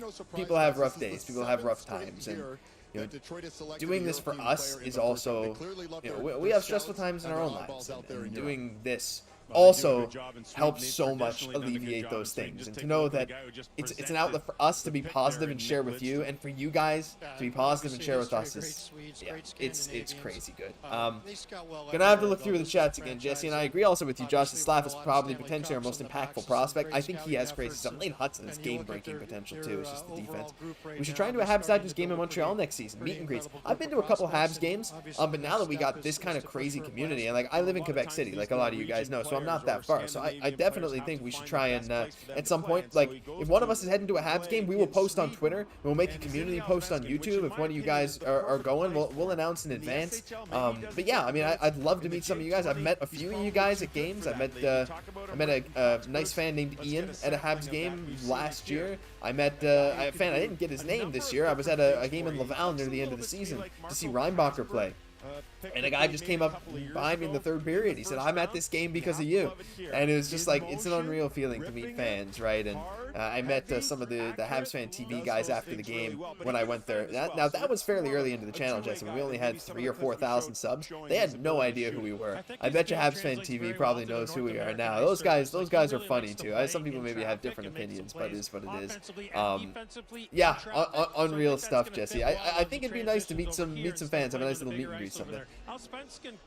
Absolutely, and I love just the opportunity we'll be able to do the video chats and just getting me. But as George said, it's really a family here too, right? Because we see a lot of the same names in the comment section, and it's growing, right? And as this team kind of takes those next steps and these valuable additions like Demidov, it's just going to increase, right? As so much more excitement about this team just starts to generate even more, So honestly, it's just so incredible just to have this opportunity, where again, we're doing something that we love, but it's our fans that make it even better for us, right? This is an amazing day with Demidov as we're taking the next step. But I mean, just with all the support and everything else like that, it just makes it so much better. It does. And to know any bit of Habs news is getting shared with our amazing fans, right? Which is the crazy thing. Something happens in the Habs world, you guys are going to share it with us. As my stream is buffering pretty bad, guys. I'm trying to fix this up. But yeah, it's crazy because we feel like we're part of the team almost. And I know we say all the time, we're not insiders. We're absolutely not. We're not going to be the ones breaking news. No one's going to break news to us. But what we do love to do is share anything that we hear. We just love to come on to the YouTubes and share what we're hearing with you guys. We just love talking about the Habs together and talking about the Habs with you guys. As I am getting some brutal. Really good on the power play, playing in multiple spots on it. There we go. Okay, trying to get the stream to work, guys. Sorry about that. Trying to get this going. So, Jesse, we got a lot of talk about Mayu. We got Nygaard here, Brandon Nygaard. Look at that. They got his jersey all done. Very interesting pick from Detroit. What that does mean is Cole Yzerman is still on the table, Jesse, and we're now at pick 16. We're starting to get into decent value Yzerman territory now. It depends on if these teams who are picking here are willing to trade down into the draft to get the guy they want, because it's very possible teams have a guy like Michael Hage or a Trevor Connolly or something maybe a little lower, right? So I'm starting my Kent Hughes juices are flowing. I got a feeling that something is going to happen. And actually, Pierre LeBlanc says this. He said one potential trade scenario involving Marty Necas is now off the table with the top 15 picks gone. The Canes would have got one of those picks in the trade scenario as part of the package. Doesn't mean Necas won't eventually be dealt, but it obviously won't be tonight now. Womp. Sad. Apparently Necas is not going to be traded, as I also see Elliot Friedman spoiling the pick for me, but it is what it is, and the stream is buffering so bad, guys. I'm sorry, but it is what it is. We're late in this round now. Tony Loy with another $10, Jesse said, you guys always make it fun and positive to be a Habs fan. That's the thing, it's about positivity.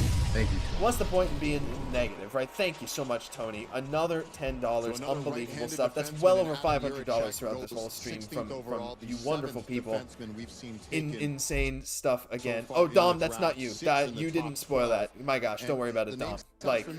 Don't worry about that even in the slightest, because we're at this point in the draft, it's okay. And even early in the draft, it would have been okay. But thank you so much, Tony. That's the thing, Jesse. How often will people come back to? I mean, look, you get click value from negativity because it's shock value. But if you're watching a show every single day, you want to enjoy, you want to feel like you're part of a community, and that's what we really try to build here. For sure. And sometimes we do see where, sometimes we're in a city where obviously we love the Habs so much. We know the media intensity is always there, right? So, and we see sometimes, some analysts being very hard, on the Habs because of it. Again, we get that it comes from passion. We get that expectations are high. We consider ourselves like hockey royalty in Montreal. So, of course, we always want that best, right? But at the same time, it's nice to take that passion at the same time, not be overly critical on the team. Not to say that we can't give our own 2 cents, but, in our defense, Kent Hughes and company, Jeff Gordon, we feel has done a very good job in this rebuild in terms of execution. For sure, Kent Hughes, he played with our heart a little bit last year. He didn't mean to play with us. He's doing right by the team. But you have to feel like this year getting Demidov, I don't know about you, Josh. I'd love to see how our fans, our viewers feel. Doesn't this feel like redemption, though, this year? Yeah. It kind of... it's okay, we did what we needed to, but Ken had that long-term plan. Again, he's playing chess when other people are playing checkers. He's seeing the future, a couple steps ahead. Professor X, as we like to call him here on the channel. We're not saying that you knew everything that was going to happen, that eventually you'd get his Russian, but you have to feel that the way that everything's kind of unfolding, okay, let's take care of first things first. Let's build out from the net, but we're going to get that skill that this team really needs. I think it's unreal. And when we get back to the question, Josh, I think you raised a great point. Who on the Habs now currently, which now includes Ivan Demidov, I'm so thrilled to say, has the highest potential to be the greatest, points getter on the Habs? Obviously, Suzuki just had an amazing season. You know, it's as it stands at this moment is our best offensive player. You have to feel like Slav has that potential to possibly surpass him. But again, it's not just that, as you noted. Even the points for being who is our best forward, it's that overall impact. And because of Slav, what he can do, kind of creating havoc, not only creating points, but like creating turnovers all through the ice. Just because, you know, he's a bulldog out there, that big frame, you know, he's just creating turnovers, everything else like that. But I feel like Demidov does have the potential in terms of just pure point value to be the highest on this team. We saw earlier higher than Kucherov, higher than your boy Kaprizov. Yep. I'm sorry, Josh. No, you I but know. It's It's true. This is how good this guy is, right? Like, this is why we needed that that's why I'm so excited about this pick. It's like we haven't had that type of player though in such a long time. That's been Montreal. You could argue their biggest issue is that we haven't been getting like that 100 point, 90 point type of player, right? But now we have it. I think this is a player that can do it, that can also play defense again. Like, just pinch me, because I feel like that's just honestly like the perfect combination. Yeah, it absolutely is. It's an unreal draft. I think there's so many guys that have so much potential, but now pure point getting, Demidov is just like you said, he's up there. He's got to be up there. He is so unbelievably good. Those MHL numbers are otherworldly. Can't wait to see what he does in another league, right? Like, maybe he'll just absolutely be earth-shattering. I cannot wait to see it. And I got to get to some of these chats here. I want to say, Ikram said you should make a Discord server for us. There is a Habs Digest Discord. We don't frequent Discord too much. Maybe we should a bit more, but it's actually in the link in the description. In every single video, there's a link to the Habs Digest Discord.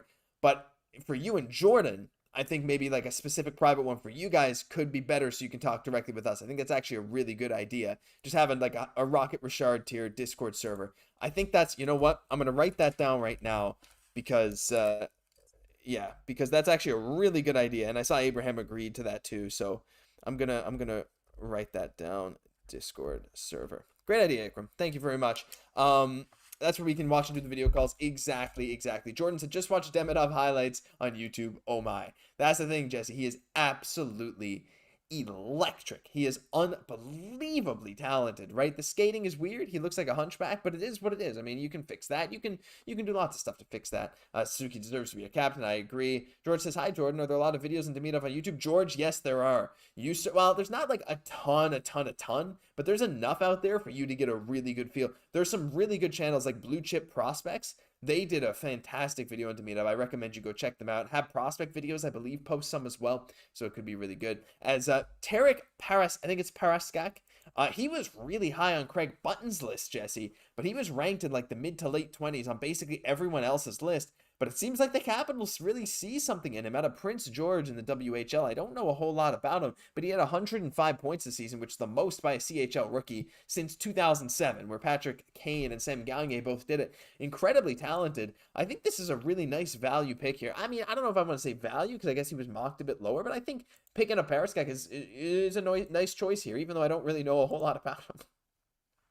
And Craig Button's all about those players that project to the next level, right? And even if it's just that safer bet, like, you know, to get a solid NHLer, you know, at this range is a huge win, right? So sometimes when you start getting this range, you more just want to make sure that you're really kind of cashing in on what you're getting. Obviously, we're still the first round. There is tons of talent available. What's always so important to remember is that there are good players selected at every spot in every round.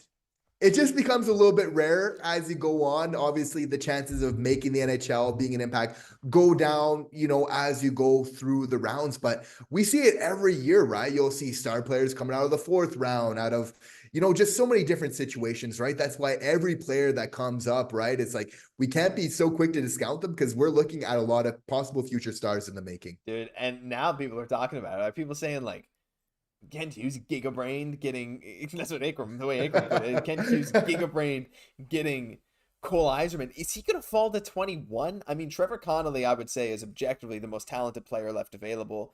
And him and Cole Yzerman, like, both of them, like, could have easily been lottery picks, like top 15, top 14 picks, right? And you're actually showing a list here, most points among 17-year-olds in the WHL this season.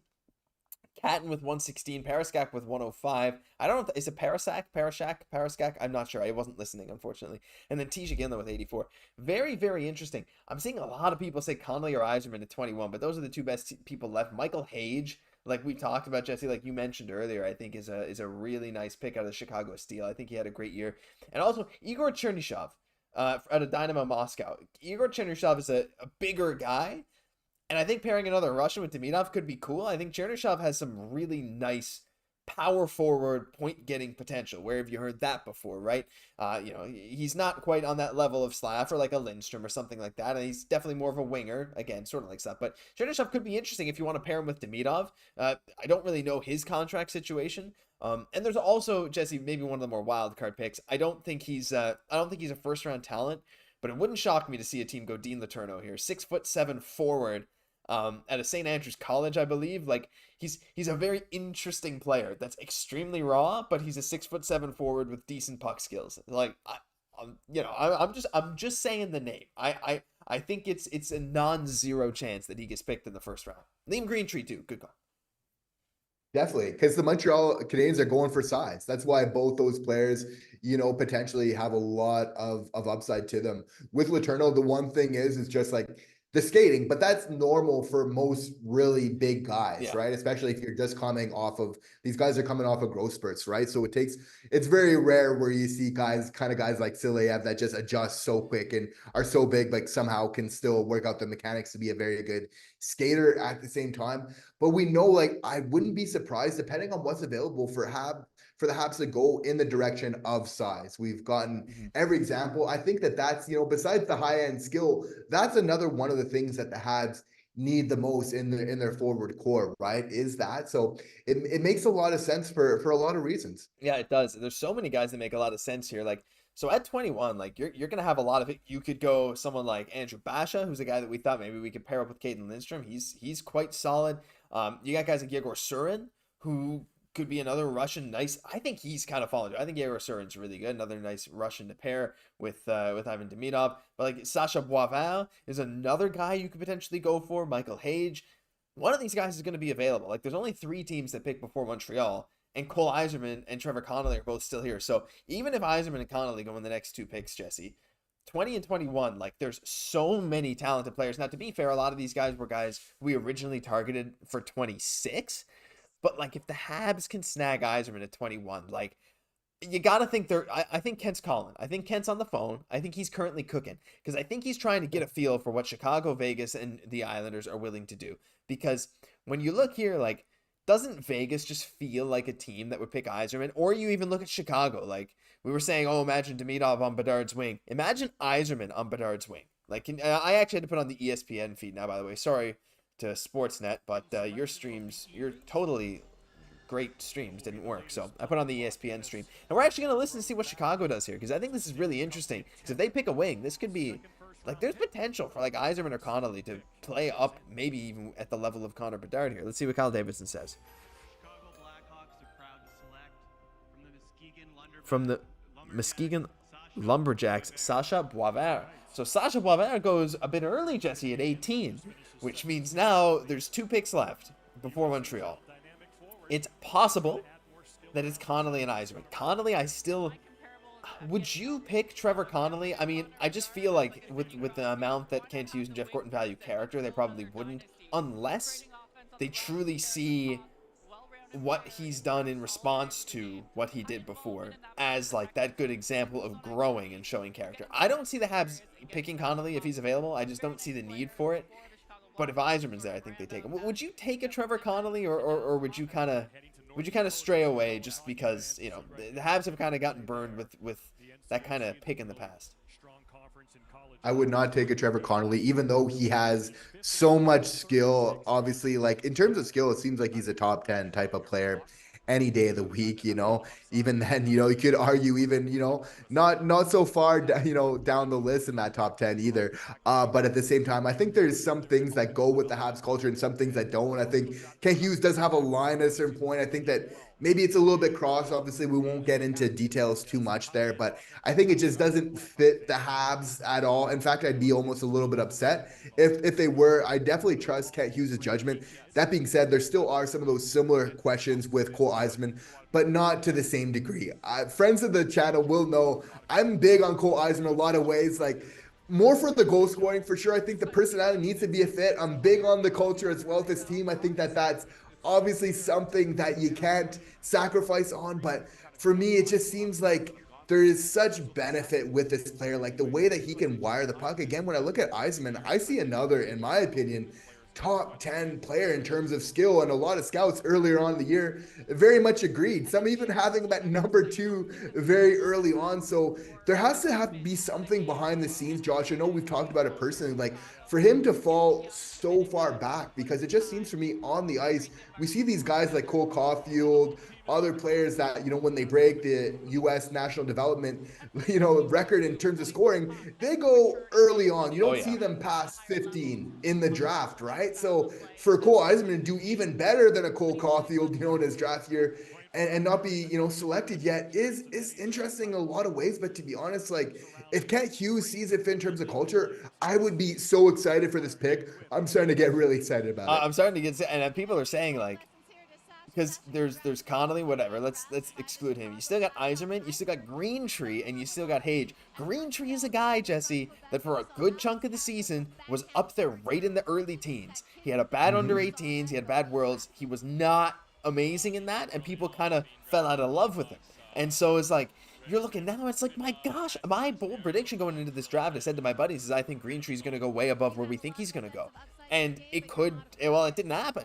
But now Montreal has a chance to get him here. There's a couple minutes on the clock. I like ESPN because they show how many minutes are on the clock to make a pick. Sportsnet wasn't showing that, I don't think. That's good. Yeah, some unreal stuff. And I see Tony Loy and George, they're talking about how happy they are. Tony saying, I watched a full interview with Jeff Gorton yesterday. He didn't come across as the brightest word on the page. Well, I think Gorton's probably trying to keep a lot of stuff close to the chest. I think he's maybe brighter than we give him credit for. And I also saw a thing from Barry saying, remember that we had to be positive no matter who they pick. Did not seem to be a problem. This honestly, like, look, no matter who the Montreal Canadiens end up picking here, no matter who they pick at 21, I would say Montreal had, to me, maybe the second best draft. It's hard to argue against San Jose.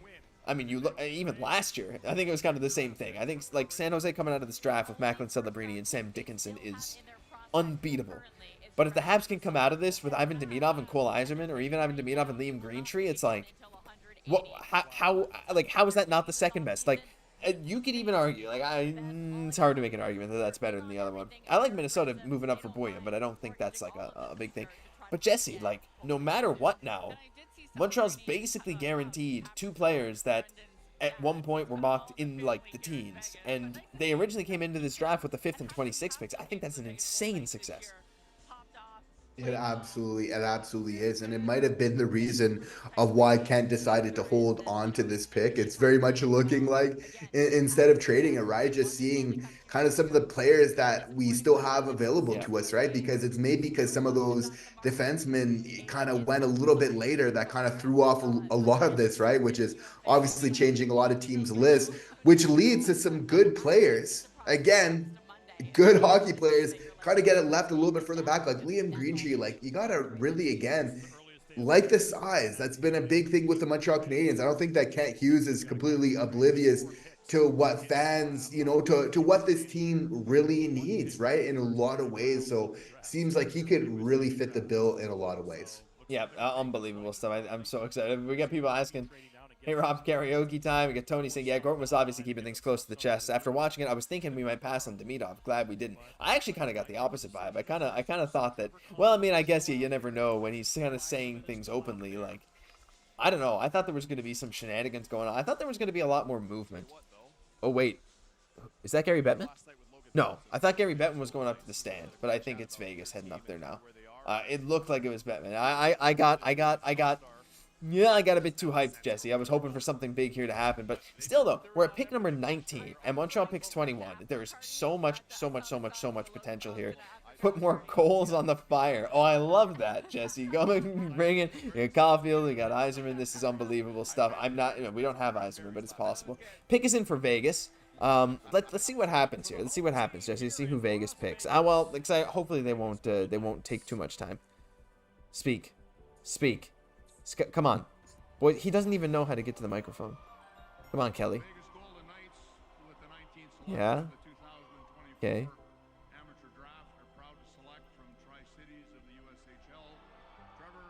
Trevor Connolly. So you know what? Wow. That's a Vegas pick right there. insanely high upside. Oh, that annoys me. That Vegas. Oh, I mean, okay. What that means is Yzerman is still available for Montreal, and there's no stress of picking Connolly or not. That irks me because I don't like Vegas, and I don't think anyone likes Vegas. But he is such high upside. Like, you look at a Vegas team down the line. Trevor Connolly can be such a big contributor. Like, could have been a top 10 pick in this draft. Anyway, let's focus on the positives, not the negatives. Because that means the Habs either get Greentree or Yzerman. Like, I am beyond thrilled for that. People still saying trade for Rucker McCordy. Fingers crossed for Yzerman, from Tony, from George. Two of our most loyal, long-term channel members. Unbelievable stuff. So the Habs will have the opportunity to draft Yzerman or Greentree.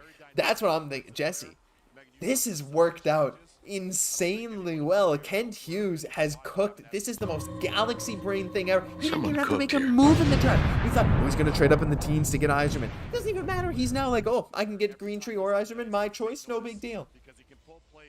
And again, right, just having dinner with him just the other day, the interest is there definitely, and rightfully so, right? Like, you know, you have to feel like Yzerman, even though for all of his faults, did impress a lot of us recently in just some of his interviews in a lot of ways of at least he knows what he needs to improve on. Honestly, if the Habs select Cole Yzerman here, even with some of maybe like the personality things a little bit, again, we can't judge too much. We don't know this player on a personal level, but I honestly would be ecstatic because just for the amount of skill, the upside, we know what this team needs to fill the back of the net and to really get potentially two extremely skilled players like this.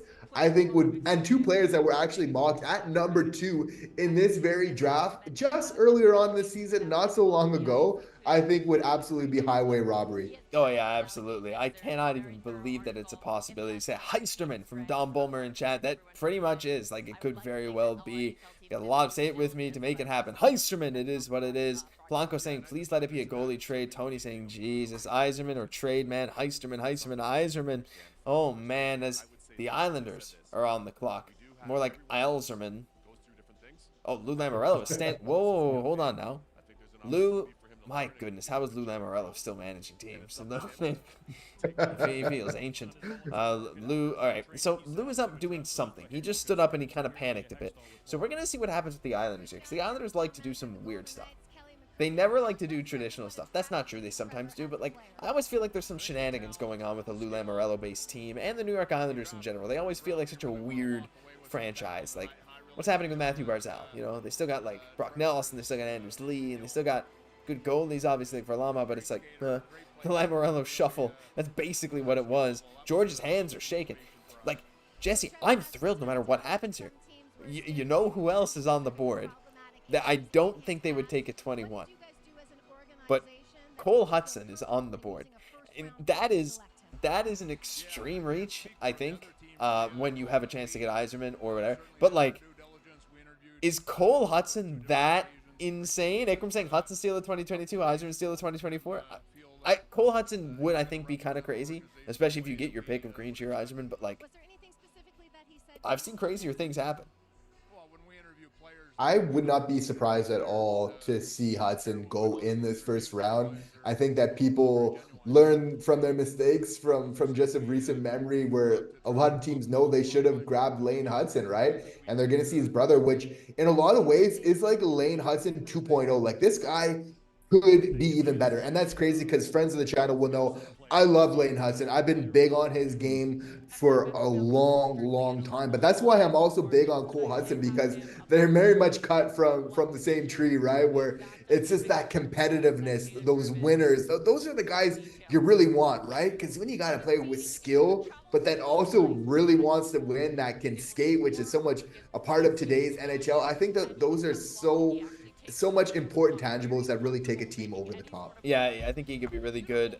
Cole Hudson's actually a bit taller than Lane, but yeah, they play very much the same, just for people in chat, because someone asked what the size is. Yeah, Cole Yzerman, yeah, Cole Hudson. Why don't you get both? You trade up and you snag Cole Hudson too. 6'1" Cole Yzerman. Drafting a D-man simply doesn't make sense. We are 100% focused on our forwards. I know.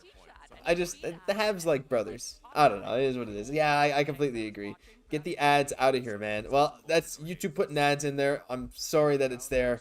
Yeah, I mean, you can get ad block as well. I think it blocks him. I shouldn't be saying that, but we're just like, it's possible. We got the viewers climbing as well, Jesse. We're at 690 as we approach the Habs' second pick here.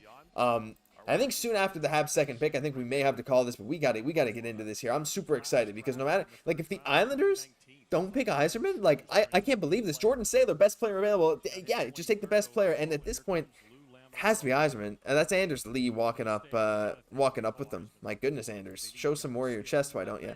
Okay, let's see, Jesse. This is a big pick here for Montreal. To find out what the Islanders use, turn this up a little bit so the fans can hear. This is gonna be interesting. Lamoriello picks are often a bit weird. It's interesting with this pick with the Lou is shuffling up to the mic, Jesse. Here we go. I think they're going to use that for leverage for a trade, so we'll see what comes later. Oh, I speak it so slow, bro. We would like to welcome our fans. We are set up perfectly right now for trades in the offseason and to sign some decent middle six free agents in due time. That's right, Ikram. Okay, Anders Lee is going to make the selection. Come on, Anders. Handsome fella here. The New York Islanders are proud to select Cole Yzerman. Dang it! Well, there goes Yzerman. Oh, man. It was so close. Oh, man. It was so close, Right Jesse. there. Look, you know what? That's a bit sad. That's not the best, but it still means that Liam Greentree's available, and Liam Greentree is a guy that Jesse was right at the top of a lot of mocks, right up there in the lottery, and I'm gonna get his stats to get some people excited about him. So I know people saying, yes, we should trade down, whatever. I'm going to bring up Liam Greentree stats for you fine people. So let's get this up. You might have heard that noise. Or Michael Hage. People are high on Michael Hage. I think Michael Hage could be very interesting as well. But let's bring this in. So Definitely. We got Liam Greentree here. Liam Greentree, guys, 6'3", 18-year-old. Put up 90 points, 36 goals in the OHL this year. The thing with Greentree is he has a ton of size, and he has that scoring pedigree. Now, is that the best OHL season ever? I mean, no, it's definitely not the best OHL season ever, but for a 6'3", 18-year-old, it is really dang good. It's not often you have those kind of skills, and there's still no guarantee that the Habs are going to take him, but I still think that that's a real possibility, and I don't think that's too bad. I'm seeing some people saying Hage too, Jesse. I think there are some really awesome choices that are left to be made here. Definitely. I think our comment section is right on the money as well. I think Greentree, Hage, are all great, possible selections, at this point here. You definitely got to get why the Islanders are going with Cole Yzerman. Obviously, there's so much potential there. For me, I look at this guy like definitely potential 50-goal scorer in the NHL. Wouldn't be surprised if he hits that mark a couple times. There's very few guys that you can say have the capabilities to do that, but Cole Yzerman absolutely is it. I think he'll probably just get better and better as he goes on, right? But you have to feel like we still got some very good players still available to us here. Liam Greentree, in terms of the size, makes a lot of sense. It does. I think Kent Hughes knows that can't be your only determining factor when you're looking to bring a player. Obviously, Greentree brings that offense still, as well as with that motor. But you know what, we still got some really good options here. Yeah, we absolutely do. This is going to be so exciting. I mean, most goals all time in history, with one more goal than Cole Caufield. Look at the other names on that list: Cole Caufield, Phil Kessel, Patrick Kane, Will Smith. Yzerman scores goals. He's a fantastic player. It's sad. No, we can't trade down now, says Tony. A lot of people are saying it's going to be Hage. I think people are very confident it's going to be Michael Hage. I'll get up his stats as well. Seeing Cole Hudson, I think Liam Greentree, Kent Hughes looks very calm. I think they've made their choice. I don't think there's any discussion here, Jesse. It looks like they know what they're doing. Let's see here. Absolutely, they do. Let's. There we go. Okay. So, going to try and bring this in. And let's see. Agreed, Jesse. However, it does hurt to miss out on Yzerman by one pick for sure. Not after we gave up so much to move from 26 to 21. Didn't give up that much. I mean, if the 57th pick in the draft statistically has such a low chance of making the NHL. But let's see. If it is Michael Hage, he's another option, Jesse. A younger 18-year-old. Just turned 18 a couple months ago. 75 points in the USHL this year, which is really, really good. 33 goals. Michael Hage is a very talented player. He's 6'1". He's mobile. He doesn't have that crazy ceiling, but I think he is really, really talented as well. There's so many good choices here, and it's also possible Kent Hughes. I would say he could go off the board, but if he were planning to go off the board, I don't think he'd have traded up from 26 to 21. Well, that's exactly it. I think, like you said, they know where they're going here. Michael Hage's game seems like it would fit really well with the Habs because for such a long time now, we've been a team that gets its offense off the breaks, you know, off counters, right? And that's really his greatest strength is his mobility and being able to get into the zone and be creative. And that's why I'm so big on this player, right? Is that skating and that speed, really, because that's the name of the game in the NHL. It's just getting faster and faster every year. So if you have a player that is really on par with that, that's their game, you know, I think that for me is a great pick. Yeah, we're just going to have to see. Geddes just looking around. I mean, here's the thing. I hate when it's like you're on the clock and there's because it's like just make the pick then. Just say save us some time. You know, we want to figure this out. But yeah, they're not even moving yet, Jesse. So they're not on the phone though. They're not on the phone. They're just showing him. LaPointe is like, do we go now? What do we do? Kent is like, they're just looking at each other. They're literally just staring at each other. What are they doing? What are they waiting for? Like, if you know the pick, just go. No? Like, just go. That's what I would do, but I don't know. I think some people are saying Yzerman's upset that he didn't fall to Montreal. I think he would have liked it, you know, that's it. You know, I think Kent, he loves the drama, right? Just like last year, you know, and everything. I think we're trying to find out where Celine is for this pick as well. Oh, okay, No they're making trade. a move. They're getting up. They're There's no going. trade. Wow. Okay, we're heading up. Right. Josh, who are you putting your money on Green Tree here? For me, I think I have to. Yeah, I think Hage is a good pick too. I think Yegor Surin's a good pick, but I think he's projected to go a little bit later. Surin's a center as well. I think Green Tree would be who I would want.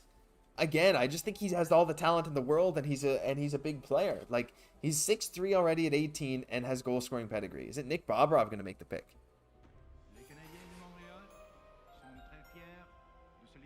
Who is it? Chicago. It is Michael Hage. It's Michael Hage. Okay.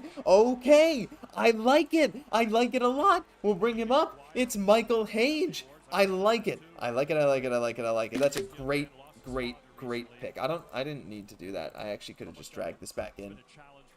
It's Michael Hage. Everyone have a look at Michael Hage right now. What a great pick.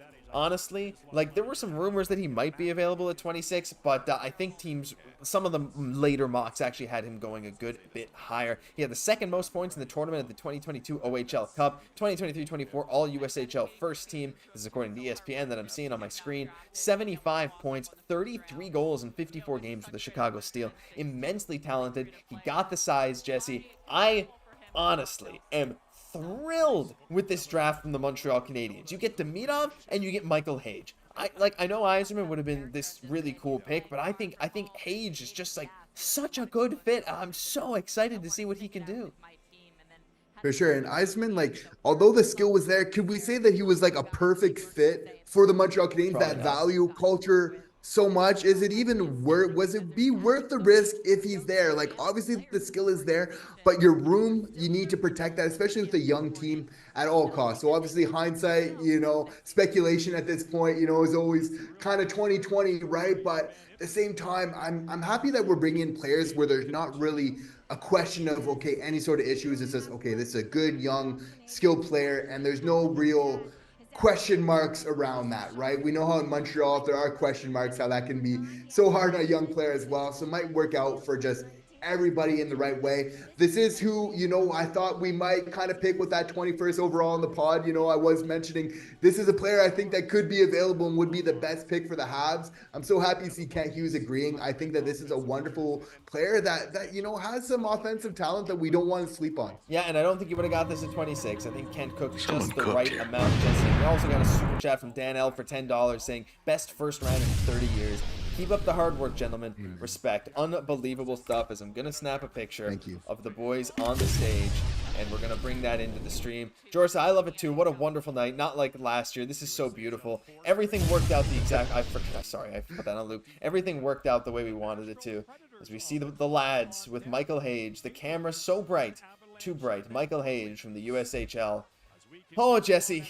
What a draft. I mean, this is exactly what we wanted. Maybe there's a chance Kent makes a trade at this point, but I don't think so. I think trading up to 21 is looking so worth it now at this point. I think at that point, I think I'm good to mute the stream.